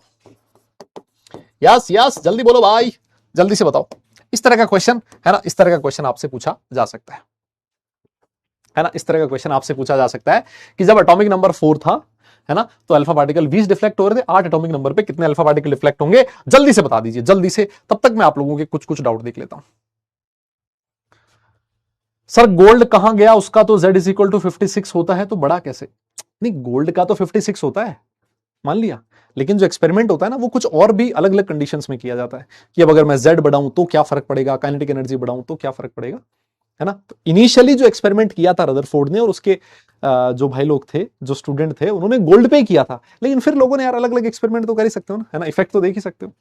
यस सर, काइनेटिक एनर्जी बढ़ने से डिफ्लेक्शन स्पीड बढ़ जाती है ना बेटा, स्पीड बढ़ जाती है। स्पीड बढ़ने से जब जो इंटरेक्शन का टाइम है, जो इंटरेक्शन का टाइम है वो कम हो जाता है, उस वजह से डिफ्लेक्शन कम होता है। यस, जो ड्यूरेशन है दोनों के आपस में इंटरेक्ट करने की प्लस प्लस के, वो कम हो जाती है, उस वजह से नंबर ऑफ अल्फा पार्टिकल्स कम हो जा रहे हैं। हाँ, मेरे हिसाब से समझा चुका हूं मैं। सर एंगल और थीटा वाली बात, अरे एंगल का मतलब, एंगल का मतलब वही है कितने एंगल, कितने थीटा से डिफ्लेक्ट हो रहा है ना। तो ये हो गया क्वेश्चन। हम लोगों ने लिखा था कि सर जो अल्फा होता है it is directly proportional to Z square, इसको मैं ऐसे लिख दूं, alpha 1 upon alpha 2 is equal to Z1 का स्क्वायर डिवाइडेड बाय Z2 का स्क्वायर, है ना। हमारे पास अल्फा 1 कितने हैं, 20 है, अल्फा 2 हमें निकालना है, Z1 की पावर 2 मतलब 4 की पावर 2 डिवाइडेड बाय 8 की पावर 2। लो सर, अल्फा 2 कितना हो जाएगा, ये यहां से 20 upon alpha 2 is equal to 4 into 4 divide by 8 into 8, sir ये 2, सर ये 2, 4, अल्फा 2 इज इक्वल टू 80 आ गया सर। सर 80 अल्फा पार्टिकल्स डिफ्लेक्ट होंगे। क्लियर है क्या? डन है। बहुत आसान सा क्वेश्चन है ना, बहुत ही सिंपल सा क्वेश्चन है सर, इसमें कुछ बहुत ज्यादा घबराने वाली चीज है ही नहीं। एक और क्वेश्चन है जो मैं आप लोगों के सामने रखने जा रहा हूं। यस, एक और क्वेश्चन आपकी स्क्रीन पर ये रहा, आइए जनाब। हाँ जी, एक और क्वेश्चन है जो आप लोगों की स्क्रीन पर ये रहा। ये वाला क्वेश्चन करो, फिर मैं आपको इस क्वेश्चन का पोल दूंगा। बेटा इलेक्ट्रॉन की स्पीड की बात नहीं हो रही है धर्मपाल, इलेक्ट्रॉन की स्पीड की बात नहीं हो रही, ये बात हो रही है वो जो अल्फा पार्टिकल आ रहा है उसकी स्पीड की, है ना, उसकी स्पीड की बात हो रही है। सर ये दिन की पावर 4 क्यों लिखी है और काइनेटिक एनर्जी? अरे बेटा मैं कह रहा हूं ना, ये ऑब्जर्वेशन है, ऑब्जर्वेशन है, थीटा बढ़ने से अल्फा पार्टिकल्स कम डिफ्लेक्ट हो रहे हैं, दिस इज द ऑब्जर्वेशन। अब एग्जैक्ट रिलेशन जब आप लोग एक्सपेरिमेंट करते हो उसी से पता लगता है, और वो एक्सपेरिमेंटल डेटा ये है कि alpha is inversely proportional to sine की power 4 theta by 2, alpha is inversely proportional to kinetic energy की पावर 2। ये एग्जैक्ट रिलेशन है जो आपको ध्यान में रखना है, ठीक है। अब अगर अब रख पाओ यार ध्यान, मतलब थोड़ा सा तो देख लो, अब बाकी तो मैं क्या बोलूं आप लोगों को, है ना। मैं आपको यही बोलूंगा कि बस इतना ध्यान रख लो, वही तुम्हारे लिए सफिशिएंट है ना। मैं तो ये बोलूंगा अब तुम्हें, और अब तुम्हारी श्रद्धा है, तुम ध्यान रखो ना रखो, तुम्हें लगे कि नहीं हमें तो कुछ अलग कहानी होगी इसके अंदर, सर ने ये चीज नहीं पढ़ाई, कोई फायदा नहीं उसका, जो चीज है मैंने तुम्हें बता दी है ना, इसके अलावा आपको नहीं सोचना है कुछ, ठीक है। इस क्वेश्चन का पोल दे दिया जाए क्या आपको? अरे इस क्वेश्चन का पोल दे दूं अगर तुम लोग कहो तो, टाइमलेस पोल देते हैं चलो, है ना, एक टाइमलेस पोल है वो आप लोगों की स्क्रीन पर स्टार्ट कर देते हैं। क्या कह रहा है देखो, कह रहा है कि सर अगर एंगल ऑफ डिफ्लेक्शन थीटा 1 जब 60 था तो कह रहा है कि कितने अल्फा पार्टिकल्स डिफ्लेक्ट हुए थे, 36। अब हमसे ये कह रहा है कि अगर एंगल ऑफ डिफ्लेक्शन आपने 90 कर दिया तो सर कितने अल्फा पार्टिकल डिफ्लेक्ट होंगे? क्वेश्चन तो यही है सर। अभी हमने पढ़ा था थोड़ी देर पहले कि जो सर अल्फा होता है it is inversely proportional to sine की पावर 4 थीटा बाई 2, बोलो ये रिलेशन होता है। तो हमने कहा सर ठीक है, रिलेशन बना लेते हैं, alpha 1 upon alpha 2 is equal to inversely proportional है, तो साइन की power 4 theta 2/2 divided by sine की पावर 4 थीटा 1/2। क्या मैं ऐसे कह सकता हूं ये रिलेशन बनेगा? अरे बोलो ना यार, अरे कोई बोलेगा तभी तो पता लगेगा यार क्या चल रहा है। अल्फा 1 हमारे पास 36 था सर, हमें अल्फा 2 निकालना है सर। सर साइन की पावर 4 थीटा 2 कितना है सर? थीटा 2 है हमारे पास 90, तो 90 बटा 2 कितना हो जाएगा? 45। यस, और नीचे कितना हो जाएगा? साइन की power 4 theta 1 is 60/2 is sine 30। अब तुम मुझे एक बात बताओ, साइन 45 कितना होता है? हाँ भाई, मेरी तो गणित बहुत कमजोर है, तो मुझे एक बात बताओ, साइन 45 कितना होता है? जल्दी बताइए, साइन 45 कितना होता है? कोई बताएगा मुझे? और साइन 30 की वैल्यू कितनी होती है? जल्दी जल्दी बोलो। हाँ हाँ हाँ सर, साइन 45 कितना होता है? 1/√2 उसकी पावर 4। और सर साइन 30 कितना होता है? 1/2 की पावर 4। अरे मैंने सही लिखा है क्या? तो सर देखो, ये 2 उछल के ऊपर चला जाएगा, 2 इंटू 2 इंटू 2 इंटू 2, और नीचे कितना हो जाएगा? √2 इंटू √2 इंटू √2 इंटू √2। तो सर देखो, 2 से ये 2 रूट टूट गए, 2 से ये रूट टूट गए, तो सर कितना बचा? 4।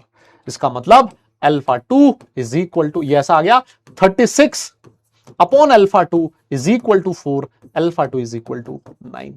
कौन सा ऑप्शन करेक्ट है? ऑप्शन नंबर सेकंड करेक्ट है सर। सर सेकंड ऑप्शन पे टिक मारिए। आप आगे चलिए, रिजल्ट देख लीजिए। 65% बच्चों ने सही जवाब दिए। बधाई के पात्र हैं ये सारे लोग जिनका नाम यहां पर है, और उनका भी जिनका नाम यहां पर नहीं है। बताओ देखिए, क्या समझे क्या तुम लोग बात को? हाँ हाँ, क्लास स्टार्ट हुई थी उस समय माहौल एकदम जबरदस्त लग रहा था, अब ऐसा लग रहा है माहौल शांत हो गया हो जैसे। है? ऐसा लग रहा है क्या? मुझे लग रहा है जैसे चैट स्लो स्पीड हो गई हो। नहीं? हाँ, यस यस, पता नहीं, मतलब ऐसे लग रहा हो मुझे, या फिर तुम शांति से पढ़ रहे हो, ऐसा भी हो सकता है। This is question number 1 and this is question number 2। Done है, क्लियर है यहां तक? क्या आगे बढ़ सकता हूं मैं? अबे जिंदा हो इस बात का सबूत दो भाई, तुम जाग रहे हो, नींद वींद तो नहीं आ रही? छींटे मारो, मैं कोशिश पूरी कर रहा हूं, नींद ना आए तुम्हें। है, इतना बुरा तो नहीं पढ़ा रहा हूं यार कि तुम्हें नींद आए साला। सिमुलेशन फिमुलेशन लेके आया हूं, कुछ कर रहा हूं, कभी काइनेटिक एनर्जी बढ़ा रहा हूं, कभी प्रोटॉन बढ़ा रहा हूं, मतलब समझो तुम बात को। हाँ, कोशिश मेरी तरफ से पूरी है कि तुम्हें नींद ना आए। ये वाला क्वेश्चन देखो sir, Rutherford experimental scattering of alpha particle showed for the first time that atom has. ये दूं क्या मैं तुम्हें इस क्वेश्चन का पोल दूं क्या? रदरफोर्ड का जो एक्सपेरिमेंट था उसने क्या दिखाया पहली बार कि एटम के पास क्या है, इसका भी मैं पोल दूंगा, और मुझे पूरी उम्मीद है इसमें भी तुम में से कई लोग होंगे जो गलत करेंगे। अब मैं पोल दे रहा हूं तुम्हारे सामने, ये रहा पोल तुम्हारे सामने, ये रहा। हाँ, इसमें भी कई लोग निपटेंगे, मैं बता रहा हूं, कई लोग निपटेंगे भाई, मुझे तुम लोगों पे पूरा भरोसा है, कई लोग निपटेंगे इसमें। यस। हम्म।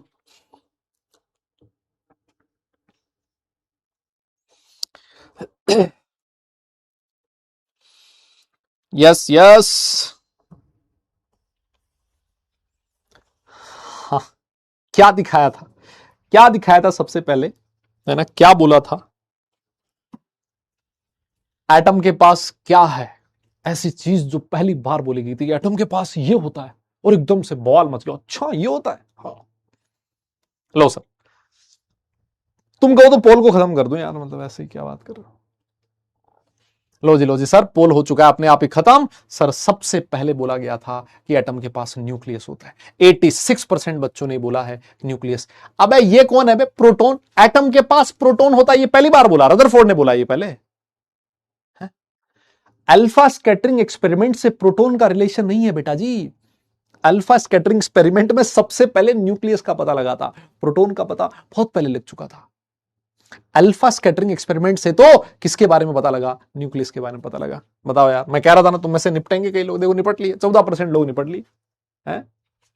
बताओ, ये वाला क्वेश्चन देखो, सर इसमें ये इसका पोल मत देना सर। अल्फा पार्टिकल को कैसे दिखाया जाता है? हीलियम न्यूक्ली, है ना। हीलियम का जो न्यूक्लियस है जिसके अंदर 2 प्रोटॉन 2 न्यूट्रॉन होते हैं, helium 2+, this is called as alpha particle, है ना। ये इसका मैं कोई पोल नहीं दे रहा हूं, है ना, इसका मैं तुम्हें कोई पोल नहीं दे रहा हूं। मैं क्वेश्चन है जो तुम्हें होमवर्क में देना चाहता हूं, जो मैं आपको नेक्स्ट क्लास में डिस्कस करूंगा। ये जो क्वेश्चन है ये आपका होमवर्क है, और ये जो क्वेश्चन है ये पुराना जे एडवांस का क्वेश्चन है। मैं चाहता हूं कि आप लोग थोड़ा सा इस क्वेश्चन के बारे में सोचें, थोड़ा सा सोचें आप लोग इसके बारे में, है ना। अगली क्लास में हम लोग इस क्वेश्चन को डिस्कस करेंगे। और बहुत प्यारा क्वेश्चन है कि अगर थॉमसन का एटॉमिक मॉडल सही होता तो रदरफोर्ड के एटॉमिक मॉडल में आपको क्या चीज दिखती? अगर थॉमसन एटॉमिक मॉडल को सही माना जाए तो रदरफोर्ड एटॉमिक मॉडल में कौन सी चीज सही होगी? क्वेश्चन ये बोला गया। थोड़ा सा इस क्वेश्चन के बारे में सोचना है, और अगर सोच लिया, जे एडवांस का क्वेश्चन, बढ़िया क्वेश्चन, थोड़ा सा सोचना। अगली क्लास में सबसे पहले हम लोग इसी चीज को डिस्कस करेंगे। मुझे एक बात बताओ, क्या यहां तक मामला सेट है क्या भाई लोग? क्या यहां तक ठीक चल रही है चीज? बहुत सिंपल चीज पढ़ रहे हैं हम लोग। मैं ना बहुत टाइम दे रहा हूं इस टॉपिक के ऊपर, ऐसा कोई टाइम देने वाला टॉपिक है नहीं, बट स्टिल मैं चाहता हूं कि अच्छे से चीज समझ में आए। कोई जल्दबाजी नहीं है अपने को, आराम से समझे हम लोग। हालांकि भले ही हमारी क्लास 15 मिनट कम हो गई है ना, पहले 1 घंटे 45 मिनट की क्लास होती थी, 1 घंटे 30 मिनट की हो रही है। तो मैं कोशिश कर रहा हूं कि बात कम काम ज्यादा की बात की जाए। यस, मेरे हिसाब से चीज समझ में आ रही होगी। और मैं एक छोटा सा वोट टाइप पोल भी आप लोगों का करना चाहता हूं। समझ में आ रहा तो थम्स अप करें भाई, है ना। मुझे उम्मीद है कि अच्छा खासा थम्स अप मुझे इस वाले पोल में मिलने वाला है, क्योंकि मतलब मैं तो अपनी तरफ से पूरी मेहनत कर रहा हूं। यस यस, फटाफट से एक छोटा सा पोल 30 सेकंड का, ये आप लोग मुझे करके बता दें, है ना, ये मुझे करके बता दें। हम्म हम्म हम्म हम्म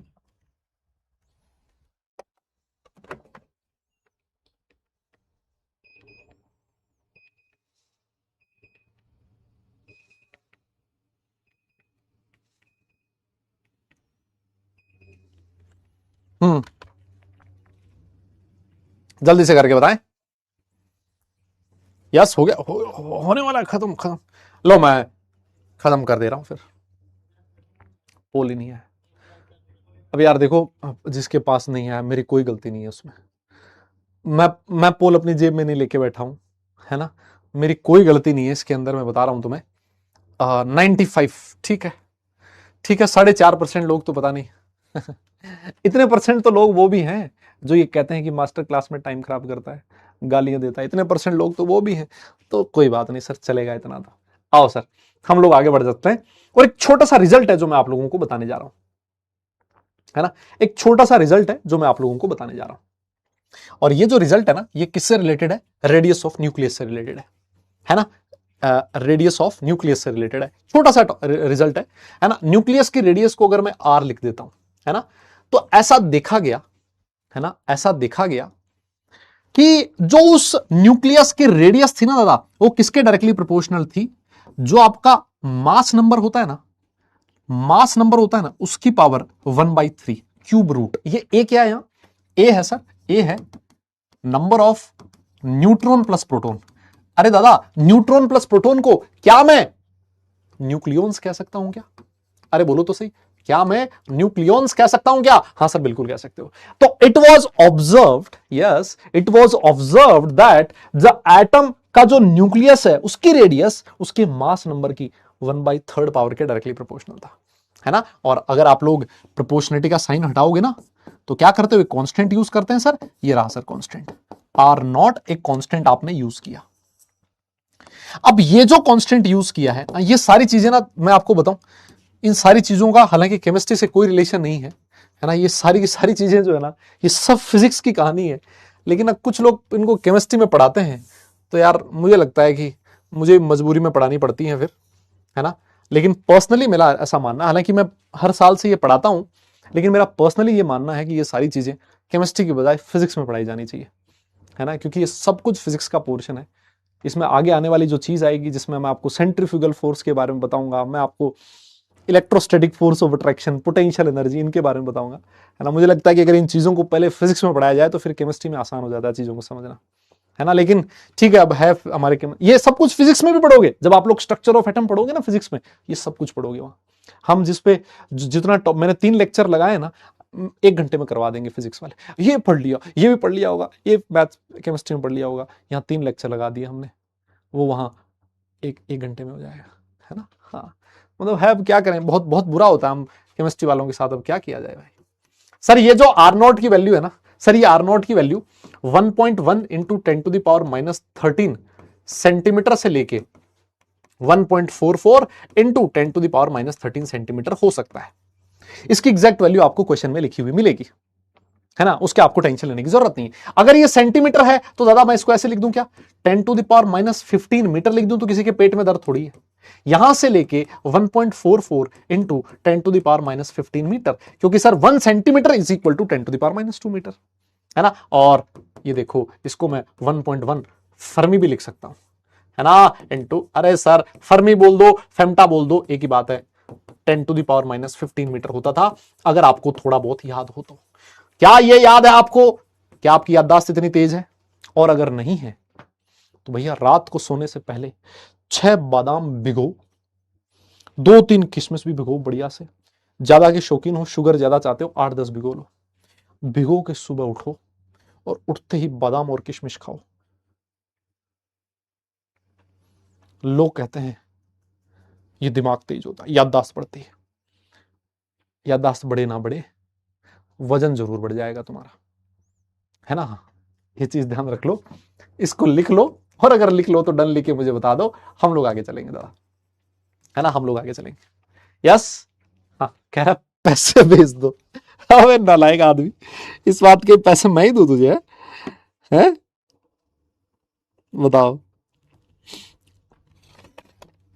कह रहा पैसे भेज दो सर, देख रहे हो। हम्म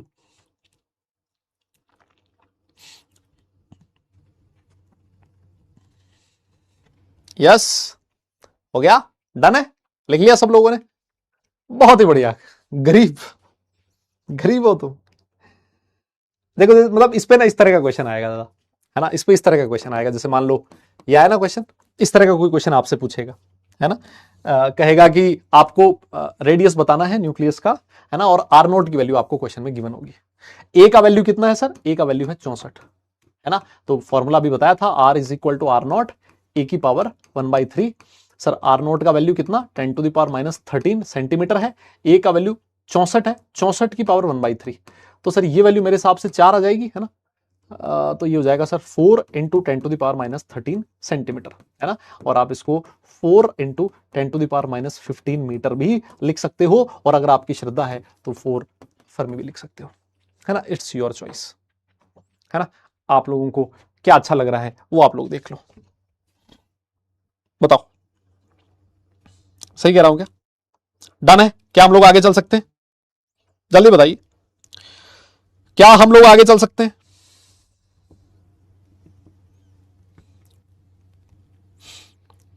हाँ जी, और आगे चल के, आगे चल के मैं थोड़ी सी चीज आपको बताना चाहता हूं, डेंसिटी ऑफ न्यूक्लियस के बारे में। हमने रेडियस ऑफ न्यूक्लियस पढ़ ली, है ना, रेडियस ऑफ न्यूक्लियस पढ़ ली। अब मैं आपको न्यूक्लियस की डेंसिटी के बारे में छोटी सी बात बताना चाहता हूं।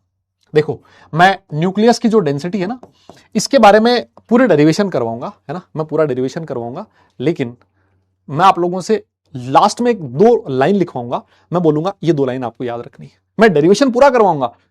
थैंक यू तुम बोल सकते हो मुझे उसके बाद, है ना, पहले भी बोल सकते हो, इट्स योर चॉइस, लेकिन मैं पूरा डेरिवेशन करवाऊंगा। लास्ट में वो डेरिवेशन नहीं याद रखना, जो 2 लाइन लिखी है वो 2 लाइन याद रखनी है।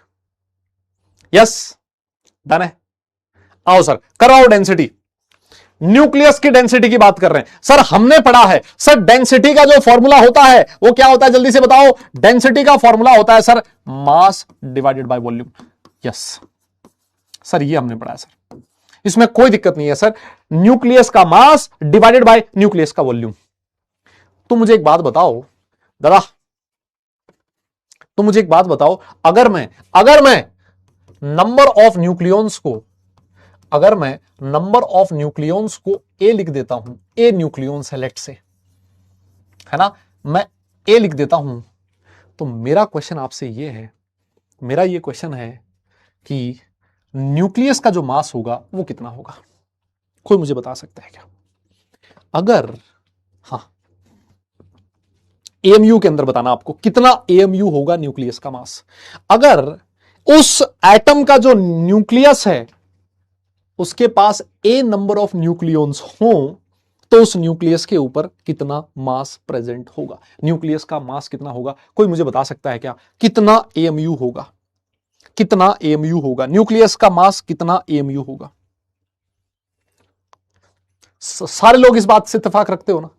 मैं खुश हो गया भाई, मजा आ गया। मैं बताऊं क्योंकि लास्ट ईयर जब मैंने ये चीज पढ़ाई थी ना, बहुत मुश्किल हुई थी मुझे इस चीज को समझाने में। तुमने एकदम से खटाक से समझ लिया कि सर एक न्यूक्लियन का मास, चाहे वो न्यूट्रॉन हो चाहे वो प्रोटॉन हो, 1 एएमयू के बराबर होता है। एक न्यूक्लियन का मास, तो ए न्यूक्लियंस हैं तो सर टोटल मास कितना हो जाएगा? ए एएमयू। क्या मैं सही कह रहा हूं? अरे एक न्यूक्लियन का मास 1 एएमयू, 2 न्यूक्लियन का मास 2 एएमयू, 3 न्यूक्लियस का मास 3 एएमयू, तो ए न्यूक्लियंस का मास एएमयू। क्या दिक्कत है सर? खत्म। और सर जो वॉल्यूम होएगा न्यूक्लियस का वो हो जाएगा 4/3 पाई आर क्यूब, और जो आर है सर वो क्या है? R is the radius of atom, radius of nucleus, sorry, है ना, क्योंकि हम लोग डेंसिटी भी किसकी निकाल रहे हैं? न्यूक्लियस की निकाल रहे हैं। अब कोई ये कहे सर मुझे एएमयू में नहीं लिखना, आप एएमयू को ग्राम में कन्वर्ट कर दो, कोई दिक्कत नहीं है। मैंने इसको ग्राम में कन्वर्ट कर दिया, 10⁻⁻24 gram divided by 4/3 pi. Sir ये जो आर है रेडियस ऑफ न्यूक्लियस, अभी थोड़ी देर पहले लिखा था R0 ए की पावर 1/3 इसकी पावर 3। सही लिखा है मैंने, है ना? मैं डेरिवेशन करवा रहा हूं पूरा, है ना, लास्ट में रिलेशन, लास्ट में कंक्लूजन लिखवाऊंगा। ये लो सर, डेरिवेशन आ गया, क्यों? कोई दिक्कत ही नहीं है। यहां से जो डेंसिटी आई सर, डेंसिटी का फॉर्मूला क्या हो गया? देखिए डेंसिटी आई सर, ये रहा A into 1.66 into 10⁻⁻24 divided by, देखो 4/3 तो है ही पहले से, 4/3 इंटू पाई ये तो पहले से है। सर ये जो A है उसकी पावर 1/3 की पावर 3, तो ये A बाहर आ जाएगा, A बाहर आ जाएगा। और सर ये जो R0 है इसकी वैल्यू हमने लिखी थी 1.1 से लेके 1.44 के बीच, तो सर हम इसकी जो वैल्यू है लेट्स से 1.13 इंटू 10⁻⁻13 सेंटीमीटर लिख देते हैं और इसकी पावर क्यूब कर देते हैं। सर किसी को दिक्कत इसमें? कोई दिक्कत नहीं है सर। देखिए आज A इस A से कट चुका है, और अगर ये उड़ गया तो क्या बचा है पीछे? सर पीछे कुछ नहीं बचा सर, देखो ना 1.66 इंटू 10⁻⁻24 ग्राम बचा है ऊपर, और नीचे क्या बचा है? 4/3। सर पाई का जो वैल्यू होता है वो कितना होता है? 3.14। ये देखो सर यहां नीचे कितना आएगा? सर ये वैल्यू आएगी 1.13 की पावर 3, है ना, एक बार के लिए ऐसे मान लो, इंटू 10⁻⁻13 की पावर 3, तो ये हो जाएगा 10⁻⁻39 हो जाएगा। सर क्या मैं सही कह रहा हूं क्या? Centimetre cube. अरे क्या सही लिखा है? कोई बोल ही नहीं रहा यार। अरे मैंने कुछ गलत किया है क्या? ए तो रहेगा, ए से ए उड़ ही चुका है सर, ए कहां रहेगा? अब समझो क्या बचा? 10⁻⁻24 ऊपर, 10⁻⁻39 नीचे। तो क्या मैं ऐसे कह सकता हूं ये जो वैल्यू आएगी ये 10⁻⁻50, माइनस नहीं सर प्लस आएगी, -39 है, ऊपर उछल के जाएगा तो 10⁻15 ग्राम पर सेंटीमीटर क्यूब के ऑर्डर की आएगी। क्या मैं ऐसे कह सकता हूं क्या? बताओ। देखें सारी चीजें जो है वो कुछ वैल्यूज हैं, इन वैल्यूज को अगर आप लोग सॉल्व करोगे, वैल्यूज को अगर आप लोग सॉल्व करोगे तो सर कुछ वैल्यूज 10⁻⁻24 ऊपर, 10⁻⁻39 नीचे, तो सर 39 ऊपर जाएगा, 10⁻+ हो जाएगा, 15 हो जाएगा। क्या ऐसा लग रहा है इस ऑर्डर की आएगी? कोई बोल ही नहीं रहा है। हाँ। क्या इस ऑर्डर की आएगी? क्या मैं ऐसे लिख रहा हूं, लिख सकता हूं क्या? क्या मैं ऐसे लिख सकता हूं क्या? और मुझे एक बात बताओ, 10⁻15 जो है ये छोटी वैल्यू है कि बड़ी वैल्यू है? हाँ ये लिखना है बेटा। हाँ मेरा क्वेश्चन आपसे ये है कि दादा ये जो 10⁻15 है ये छोटी वैल्यू है या बड़ी वैल्यू है? जल्दी बताओ, ये छोटी वैल्यू है या बड़ी वैल्यू है? जल्दी बताओ। 10⁻15 जो आपने लिखा है ये ऐसे छोटी वैल्यू है या अरे सर भारी भरकम बड़ी वैल्यू है? बड़ी वैल्यू है। क्या ये बहुत बड़ी वैल्यू है? यस। क्या ये बहुत बड़ी वैल्यू है? हाँ सर बहुत बड़ी वैल्यू है। तो क्या मैं ऐसे कह सकता हूं न्यूक्लियस की जो डेंसिटी है वो बहुत ज्यादा होगी, 10⁻15 ग्राम पर सेंटीमीटर क्यूब के ऑर्डर की होगी? क्या मैं ऐसे कह सकता हूं क्या? आपको बोलना पड़ेगा। क्या मैं ऐसे लिख सकता हूं क्या? सर बिल्कुल लिख सकते हो सर, आप लिखो, हम चाहते हैं आप ये लिखो, ये चीज आप नोट में लिखिए, और नोट में सबसे पहला पॉइंट लिखिए कि density of nucleus is very high. मुझे नहीं मतलब है आपको ये डेरिवेशन याद हुआ नहीं हुआ, केमिस्ट्री में कोई काम नहीं है इसका। मैं चाहता हूं आप लोग ये ध्यान रखें कि density of nucleus is very high, और अगर कभी कोई पूछ ले तो बता देना उसको कि 10⁻15 ग्राम पर सेंटीमीटर क्यूब की ऑर्डर की होती है। और अगर कोई ज्यादा समझदार बोले कि डिराइव करके बता देना। अच्छा, मुझे एक बात और बताइए, क्या न्यूक्लियस की डेंसिटी किसी फैक्टर पे डिपेंड कर रही है क्या? ए की वैल्यू पे, जेड की वैल्यू पे, किसी चीज पे डिपेंड कर रही है, या फिर वो एक कांस्टेंट वैल्यू है? जल्दी से बताओ, वो जो वैल्यू है क्या वो किसी चीज पे डिपेंड कर रही है या फिर वो एक कांस्टेंट वैल्यू है? बताना पड़ेगा, बताना पड़ेगा।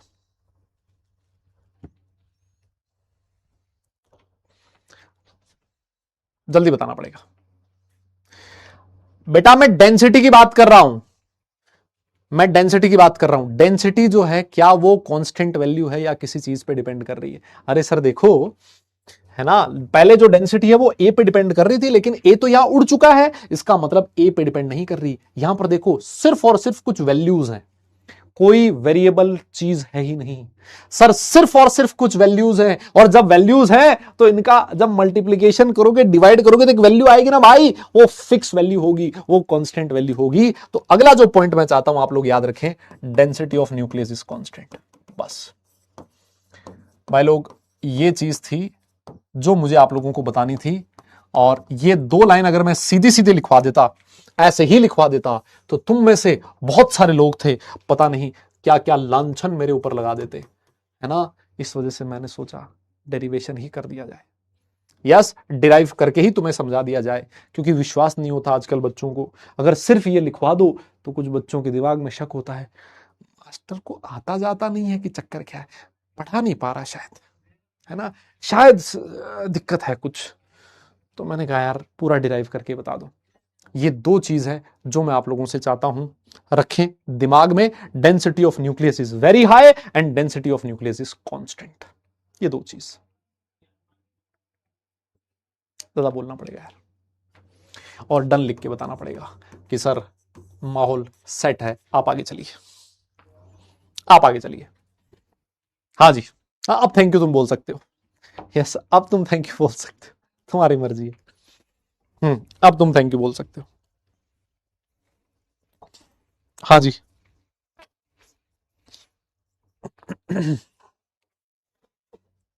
डन। हाँ 2 कौड़ी के बताओ। 2 कौड़ी के टीचर नहीं, हाँ, जो कुछ भी आके कुछ भी बोल देते हैं, पेन लेके हाथ में खड़े हो जाते हैं यूट्यूब पे।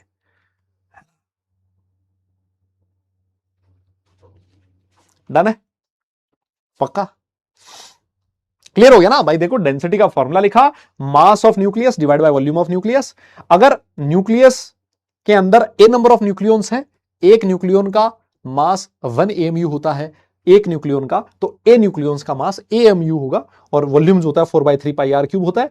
AMU को हमने ग्राम में कन्वर्ट कर दिया, ये रिलेशन कम से कम 50 बार लिख चुका हूं मैं शायद। आर का भी फॉर्मूला लिखा था, R नॉट की पावर 1/3, ए से ऊपर नीचे कट गया, सॉल्व किया, 10⁻15 मीटर के ऑर्डर किया। Yes, very good sir, very good sir.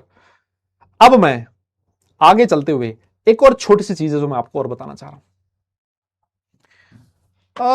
ये वाली चीज तो हमने लिख ली है शायद, है जी, एक बार देखो जरा, वापस लिख लो, है ना, वापस लिख लो, कोई बात नहीं, हाँ वापस लिख सकते हो आप लोग।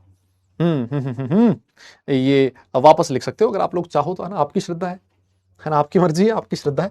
ये वाला पॉइंट आप लोग लिख सकते हो और वापस लिख ही लो, है ना, ये हमने पढ़ लिया, ये वाला पॉइंट पढ़ा चुका हूं ना दादा मैंने, अरे ये वाला पॉइंट हमने पढ़ लिया है ना शायद। भाई लोग जल्दी से बताओ, ये वाला पॉइंट पढ़ लिया ना कि जो पॉजिटिव चार्ज और मास जो है एटम का, वो बहुत ही छोटी सी जगह पे प्रेजेंट है, जिसको हमने क्या नाम दिया है, न्यूक्लियस नाम दिया है ना। ये वाला पॉइंट लिख लो वापस, है ना, लिख लो, चलो कोई बात नहीं, और लिख लो तो डन लिख के बताना। ठीक है सर, हो गया। अब एक काहे का छुट्टी, 1.5 घंटे की क्लास है ना, 1.5 घंटे क्लास में अभी कितना टाइम, ये अपनी क्लास है कितनी बजे तक भाई, बेटा जी अपनी क्लास कितने बजे तक है? 7:45 तक ही है क्या अपनी क्लास? क्या बात कर रहे हो, कितनी बजे तक है यार बताओ तो, मैं तो 7:30 के हिसाब से पढ़ा रहा था। कितनी, ओ मैडम ने आज भेजा तो था कुछ, ओहो यार 7:15 तक ही है। अच्छा 7:15, 7:15 तक है। चलो ठीक है, अब जो भी है ना, जो भी है अब देख लो। हाँ हाँ ठीक है, ठीक, कोई बात नहीं। ठीक है अभी से। हाँ उसमें कोई छुट्टी नहीं मिलेगी भाई, उसमें कोई छुट्टी नहीं मिलेगी, वो बिल्कुल एकदम टाइम पे ही खत्म होगी क्लास। उसमें छुट्टी नहीं दे सकता मैं। इधर आओ। तो मुझे एक बात बताओ, जैसे मान लो ये तुम्हारा न्यूक्लियस है, और ये जो इलेक्ट्रॉन है वो इस न्यूक्लियस के चारों तरफ घूम रहा है ना। इस न्यूक्लियस से, ये जो न्यूक्लियस है, इससे ये जो इलेक्ट्रॉन जिस पाथ पे घूम रहा है, एक बार के लिए मान लो, है ना, ये इलेक्ट्रॉन, रदरफोर्ड ने एक्चुअली बोला क्या था, रदरफोर्ड ने एक्चुअली एक चीज बोली थी कि जो इलेक्ट्रॉन होता है ना, इलेक्ट्रॉन होता है उसके चारों तरफ जो न्यूक्लियस होता है उसके चारों तरफ इलेक्ट्रॉन रिवॉल्व करते हैं। Nucleus is surrounded by revolving electrons. Nucleus के चारों तरफ कौन घूम रहा है? न्यूक्लियस के चारों तरफ इलेक्ट्रॉन घूम रहे हैं। इलेक्ट्रॉन दिन रात घूमे जा रहे हैं और बहुत हाई वेलोसिटी से घूमे जा रहे हैं, बहुत हाई वेलोसिटी से। Electrons revolve at with very high speed in circular path, circular path पे घूम रहे हैं। और वो जो सर्कुलर पाथ है उसको नाम दिया था ऑर्बिट्स। दादा वो जो सर्कुलर पाथ है उसको क्या नाम दिया गया था? ऑर्बिट्स। क्या मैं सही कह रहा हूं? मतलब ये कहना है कि ये न्यूक्लियस है और इसके चारों तरफ जनाब इलेक्ट्रॉन घूम रहा है, और ये जो इलेक्ट्रॉन है बहुत हाई वेलोसिटी से घूम रहा है, और जिस पाथ पे इलेक्ट्रॉन घूम रहा है this path is called as orbit. क्या नाम दिया गया था? ऑर्बिट नाम दिया गया था। तो मेरा क्वेश्चन आपसे यह है, कि अगर इलेक्ट्रॉन जिस पाथ पे घूम रहा है उसकी रेडियस आर हो, उस इलेक्ट्रॉन का मास v हो, और उसकी वेलोसिटी, इलेक्ट्रॉन का मास m हो और उसकी वेलोसिटी v हो, तो मुझे एक बात बताइए, इस इलेक्ट्रॉन पे जो लगने वाला सेंट्रीफ्यूगल फोर्स है, अरे बेटा तुम लोगों ने नाम सुना है क्या इसका? Centrifugal force. इस सेंट्रीफ्यूगल फोर्स का फॉर्मूला क्या होगा? मैं आपसे ये जानना चाह रहा हूं। हाँ हाँ भाई लोग जल्दी से बताओ, ये जो सर सेंट्रीफ्यूगल फोर्स होगा, इस सेंट्रीफ्यूगल फोर्स का फॉर्मूला क्या होगा? हाँ क्या आप लोगों ने पढ़ा ऐसा? पढ़ा आप लोगों ने? नहीं पढ़ा? ठीक है कोई बात नहीं। अगर आप लोगों ने पढ़ा है बहुत अच्छी बात है, अगर आप लोगों ने नहीं पढ़ा तो मैं आपको बताऊं, इलेक्ट्रॉन अगर इस पाथ पे घूम रहा हो, जब भी कोई सर्कुलर पाथ पे कोई भी चीज घूमती है ना, जब भी कोई सर्कुलर पाथ पे एक चीज घूमती है तो उसमें बाहर की तरफ एक फोर्स लगता है, that is called as centrifugal force. और वो जो सेंट्रीफ्यूगल फोर्स होता है उसका फॉर्मूला होता है mv²/r। अगर आप लोगों ने ये पढ़ा है तो बहुत अच्छी बात है फिजिक्स में, अगर नहीं पढ़ा तो मैं आपकी जानकारी के लिए बताऊं, इसको अभी के लिए याद रखो, आगे चल के पढ़ लोगे। यस फिजिक्स में पढ़ लोगे। अगर नहीं भी पता तो अभी के लिए याद रखना है इसको। यस अभी के लिए इसको याद रखना है, ये फिजिक्स वगैरह में डेरिवेशन आप लोग बड़े आराम से कर लोगे इसका, ठीक है ना? अभी याद रखना है। एक चीज मुझे और बताओ, जैसे मान लो एक चार्ज पार्टिकल है जिसका चार्ज है Q1, एक और चार्ज पार्टिकल है जिसका चार्ज है Q2, और इन दोनों के बीच डिस्टेंस है R। इन दोनों के बीच जो इलेक्ट्रोस्टैटिक फोर्स लगेगा, क्योंकि दो चार्ज पार्टिकल्स के बीच कौन सा फोर्स लगता है? इलेक्ट्रोस्टैटिक फोर्स लग रहा है। कोई मुझे फॉर्मूला बता सकता है उस इलेक्ट्रोस्टैटिक फोर्स का? फॉर्मूला क्या होता है? हाँ जी, कोई मुझे उस इलेक्ट्रोस्टैटिक फोर्स का फॉर्मूला बता सकता है कि क्या होता है? कोई मुझे उस इलेक्ट्रोस्टैटिक फोर्स का फॉर्मूला बता सकता है कि क्या होता है?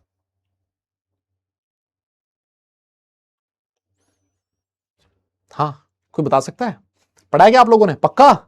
बहुत बढ़िया बेटा। ये जो इलेक्ट्रोस्टैटिक फोर्स है उसका फॉर्मूला होता है K Q1 Q2/R²। Electrostatic force का फॉर्मूला होता है K Q1 Q2/R²। यस, अगर आपको पता है तो बहुत अच्छी बात है, नहीं पता तो याद रख लो। हाँ 1/4πε0 भी लिख सकते हो K को, है ना? और ये जो K है बेटा, इसकी वैल्यू होती है 9 × 10⁹ न्यूटन मीटर स्क्वायर कूलम की पावर -2। Q1 है फर्स्ट चार्ज, Q2 है सेकंड चार्ज, और R है इन दोनों चार्ज के बीच की डिस्टेंस। ये चीज मैं क्यों पढ़ा रहा हूं? क्योंकि ये चीज काम में आएगी मेरे। यस ये चीज, हाँ K जो है सर, ये एप्सिलॉन जो है वो परमिटिविटी क्या बोलते थे, वो डिपेंड करता था मीडियम पे, है ना? हमें हाँ जो K का वैल्यू है ये लेके चलना है, 9 × 10⁹ न्यूटन मीटर स्क्वायर कूलम की पावर -2। यस ये चीज हमें ध्यान में रखनी है। और ये जो दोनों फॉर्मूले हैं ये मेरे काम में आएंगे, और मैं आपसे हाथ जोड़ के विनती कर रहा हूं, अगर ये चीज तुम्हें पता है पहले से बहुत अच्छी बात है, नहीं पता तो ये फॉर्मूले याद रखो, याद रखो, याद रखो। फिजिक्स की बहुत सारी चीजें इस चैप्टर में है, और मैं आपसे बोलूंगा कई सारी चीजें। हो सकता है ये चीज आप 1 महीने बाद पढ़ लो, फिजिक्स में 2 महीने बाद पढ़ लो, है ना, और इनके बारे में बहुत अच्छा डिटेल में भी पढ़ लो। तो जैसे से अभी के लिए इनको बस ध्यान रखना है, जिस समय फिजिक्स में आएगी सब एकदम सेट हो जाएगा। मुझे एक बात और बताओ, मैं आप लोगों से एक और चीज जानना चाहता हूं बेटा, मैं आप लोगों से एक और चीज जानना चाहता हूं, मैं आप लोगों से एक और चीज जानना चाह रहा हूं कि अगर मान लो अभी आपने कहा कि सर ये न्यूक्लियस है और इसके चारों तरफ इलेक्ट्रॉन घूम रहा है, इलेक्ट्रॉन की इससे जो दूरी है वो आर है। तो सर एक चीज देखो, सर इस न्यूक्लियस पे पॉजिटिव चार्ज है और इस इलेक्ट्रॉन पे नेगेटिव चार्ज है, क्या ये पॉजिटिव और नेगेटिव एक दूसरे को अट्रैक्ट करेंगे क्या? हाँ सर बिल्कुल करेंगे सर, प्लस और माइनस के बीच एक फोर्स ऑफ अट्रैक्शन लगता है, that is called as electrostatic force of attraction. अरे तो सर एक बात बताओ, फिर ये जो इलेक्ट्रॉन है वो न्यूक्लियस के अंदर क्यों नहीं घुस गया? अगर इन दोनों के बीच अट्रैक्शन हो रहा है प्लस और माइनस के बीच, तो जो इलेक्ट्रॉन है बेटा चिन्नू सा, न्यूक्लियस पे काफी बड़ा चार्ज, ये न्यूक्लियस इलेक्ट्रॉन को आ जा यार अपनी तरफ खींच लेगा, तो इसके अंदर क्यों नहीं घुस गया? अरे सर कैसे घुस जाएगा, जब ये इलेक्ट्रॉन घूम रहा है, अगर एक इलेक्ट्रॉन एक जगह खड़ा होता ना, एक जगह खड़ा होता तो ये इस इलेक्ट्रॉन को अपने कब्जे में ले लेता न्यूक्लियस। लेकिन सर इलेक्ट्रॉन खड़ा नहीं है, इलेक्ट्रॉन घूमे जा रहा है, घूमे जा रहा है, घूमे जा रहा है, और जब घूमेगा तो सर बाहर की तरफ एक फोर्स लग रहा है which is called as centrifugal force, जिसको हमने क्या नाम दिया है? सेंट्रीफ्यूगल फोर्स नाम दिया है। मुझे एक बात बताओ, अगर ये इलेक्ट्रॉन इस पाथ पे घूम पा रहा है तो क्या मैं ऐसे कह सकता हूं ये जो इन दोनों के बीच प्लस और माइनस के बीच जो फोर्स लग रहा है वो कौन सा है? Electrostatic force. क्या कहा जा सकता है दो चार्जेस के बीच कौन सा फोर्स लगता है? Electrostatic force. इलेक्ट्रॉन इस पे घूमे जा रहा है तो क्या ऐसे कह सकते हो electrostatic force of attraction, electrostatic force of attraction is equal to centrifugal force. क्या ऐसे कह सकता हूं क्या मैं? ये दोनों फोर्सेस एक दूसरे को बैलेंस कर रहे हैं सर, ये दोनों फोर्सेस एक दूसरे को बैलेंस कर रहे हैं, और इसी वजह से इलेक्ट्रॉन न्यूक्लियस के अंदर नहीं घुस रहा और बढ़िया ढंग से एक पाथ पे घूमे जा रहा है, घूमे जा रहा है, घूमे जा रहा है। क्या मैं सही कह रहा हूं? ये दोनों बराबर है सर, है ना। और सर इलेक्ट्रो सेंट्रीफ्यूगल फोर्स का फॉर्मूला अभी थोड़ी देर पहले हम लोगों ने पढ़ा था, mv²/r होता है। अच्छा एक चीज मुझे और बताओ, एक चीज मुझे और बताओ बेटा, थोड़ा सा चुपचाप रह के 2-4 मिनट में पढ़ लो, इस टॉपिक को खत्म करो, है ना, क्योंकि ये इतना सा खत्म करके ही मैं आगे बढ़ूंगा। मुझे एक बात और बताओ, ये जो एटम है मान लेते हैं इसका एटॉमिक नंबर Z है, इसका एटॉमिक नंबर कितना है? Z है। तो मुझे एक बात बताइए, इसका जो न्यूक्लियस है इसके ऊपर चार्ज कितना होगा? इसका जो न्यूक्लियस है इसके ऊपर चार्ज कितना होगा? कोई मुझे बता सकता है? हाँ बताओ, बस वहीं पे खत्म हो जाएगा। जैसे ही आप लोग बताओगे वैसे ही टॉपिक खत्म हो जाएगा। ऐसे मान लो अगर आपने बता दिया कि इस न्यूक्लियस के ऊपर इतना चार्ज है सर, एटॉमिक नंबर Z है, तो न्यूक्लियस के ऊपर कितना चार्ज होगा? जल्दी बोलो भाई लोग। सर पॉजिटिव चार्ज होगा, बिल्कुल बिल्कुल पॉजिटिव चार्ज होगा। बहुत सारे बच्चे सही भी लिख रहे हैं सर, इसके न्यूक्लियस के ऊपर +ZE चार्ज होगा, पॉजिटिव तो होगा ही और ZE चार्ज होगा। अरे सर ऐसे क्यों? अरे मैंने कहा एटॉमिक नंबर जो है वो Z है, मतलब इसके पास Z प्रोटॉन है। बोले हाँ सर। एक प्रोटॉन का चार्ज एक इलेक्ट्रॉन के बराबर होता है। बोले हाँ सर। तो Z प्रोटॉन का चार्ज Z इलेक्ट्रॉन के बराबर होगा। दैट्स ऑल, निपटा दिया। क्या समझ में आया क्या? अरे समझे क्या sir? Z atomic number Z है, इसका मतलब न्यूक्लियस के पास Z प्रोटॉन्स है। एक प्रोटॉन का चार्ज एक इलेक्ट्रॉन के बराबर, दो प्रोटॉन का चार्ज दो इलेक्ट्रॉन के बराबर, 5 इलेक्ट्रॉन का चार्ज 5 इलेक्ट्रॉन के बराबर, तो Z इलेक्ट्रॉन का चार्ज Z इलेक्ट्रॉन के बराबर, Z प्रोटॉन का चार्ज Z इलेक्ट्रॉन के बराबर, Z इंटू ई। खत्म। इस चार्ज को लेट से आपने Q1 बोल दिया, इस चार्ज को आपने Q2 बोल दिया। तो सर इलेक्ट्रोस्टैटिक फोर्स का फॉर्मूला क्या होता है? अभी थोड़ी देर पहले लिखा था K Q1 कितना? Z इंटू ई। Q2 कितना? इलेक्ट्रॉन का चार्ज डिवाइड बाय डिस्टेंस कितनी? R²। सर रिलेशन बन गया कि ZE²/R² is equal to mv²/r। Relation बन गया ये वाला। ये रिलेशन आगे जाके किसी डेरिवेशन में हमारे काम में आएगा, है ना। आगे यहां पर हमने सिर्फ मैग्नीट्यूड लिखा है, किसी डेरिवेशन में हमारे आगे चल के काम में आएगा, है ना। और मैं देखो यहां पे r से r कैंसिल आउट कर सकता हूं। अगर मैं r से r कैंसिल आउट करूंगा तो क्या बचेगा सर, बचेगा mv square is equal to K Z E square upon R. मैं दोनों साइड हाफ से मल्टीप्लाई कर दूं तो half mv square is equal to half K Z E square upon R, और हाफ mv स्क्वायर किसके बराबर होता है सर, काइनेटिक एनर्जी के बराबर। तो काइनेटिक एनर्जी का फॉर्मूला बन गया half K Z E square upon R. ये लो सर, खत्म सर, खत्म हो गया मामला, खत्म हो गया सर। बस इतना ही पढ़ाना था। के का value 9 into 10⁹ newton metre square coulomb की पावर -2। सर जो z है वो है एटॉमिक नंबर, यस z क्या है, एटॉमिक नंबर। और क्या है, ई जो है वो है charge of electron, yes charge of electron. और सर जो r है वो radius of orbit. Kinetic energy का एक और फॉर्मूला, हमने काइनेटिक एनर्जी का फॉर्मूला हाफ mv स्क्वायर पढ़ा है। काइनेटिक एनर्जी का एक और formula half K Z square upon are भी होता है। और एक टाइम आएगा जब मैं तुम लोगों से बोलूंगा याद करो वो दिन जिस दिन मैंने तुम्हें काइनेटिक एनर्जी का ये वाला फॉर्मूला पढ़ाया था, है ना। ये वाला फॉर्मूला आपको याद रखना है। डन है, यस बोलिए। तो यहां से हम लोग ये जो चैप्टर है इस चैप्टर को थोड़ा और आगे बढ़ाएंगे, है ना। हाँ, इस वाला जो टॉपिक है इसको नेक्स्ट क्लास में एक बार के लिए हम लोग वापस देखेंगे और फिर उसके बाद आगे बढ़ेंगे, है ना। आज की जो क्लास थी मुझे लग रहा था कि मैं डिस्टेंस ऑफ क्लोजेस्ट अप्रोच पढ़ा दूंगा, है ना। डिस्टेंस ऑफ क्लोजेस्ट अप्रोच में नहीं पढ़ा पाया हूं, इसको मैं नेक्स्ट क्लास में पढ़ा दूंगा। और नेक्स्ट क्लास में एक बहुत इंपॉर्टेंट टॉपिक जो है ना वो स्टार्ट हो जाएगा आपका, जिसका नाम होगा ड्यूअल नेचर ऑफ मैटर, है ना। तो आज के लिए मैं इतना ही कर रहा हूं दादा। मैं एक चीज और बता दूं, आज की जो डीपीपी है, डीपीपी के अंदर आपको अगर कोई भी question distance of closest approach का मिले, है ना, क्योंकि मुझे लग रहा था कि मैं पढ़ा दूंगा आज की क्लास में, है ना, लेकिन नहीं हो पाया अपना टॉपिक। तो अगर डिस्टेंस ऑफ क्लोजेस्ट अप्रोच का कोई भी क्वेश्चन आपको अपनी क्लास में दिखता है उसको आप लोग ना अटेम्प्ट करें, है ना, उसको आप लोग ना अटेम्प्ट करें, ये मैं आप लोगों से कहना चाह रहा हूं। कोई भी, है ना, आज ये क्वेश्चंस हैं ये आप लोग कर सकते हो, डीपीपी में आपको मिलेगी, है ना, डीपीपी सॉल्व कर लोगे, लेकिन सारे क्वेश्चंस आज नहीं हो पाएंगे आपसे, ना। डिस्टेंस ऑफ क्लोजेस्ट अप्रोच के क्वेश्चंस आपसे नहीं हो पाएंगे, है ना। तो इनको एक बार के लिए छोड़ देना, अगली क्लास में आपसे वो सारे क्वेश्चंस हो जाएंगे, ठीक है दादा। डन है, बस आज के लिए इतना ही। मुझे आप लोगों से उम्मीद है कि जो टॉपिक मैंने पढ़ाया आज बहुत आसान, बहुत सिंपल धीरे धीरे चीजें हम लोगों ने पढ़ी आज वाली क्लास में।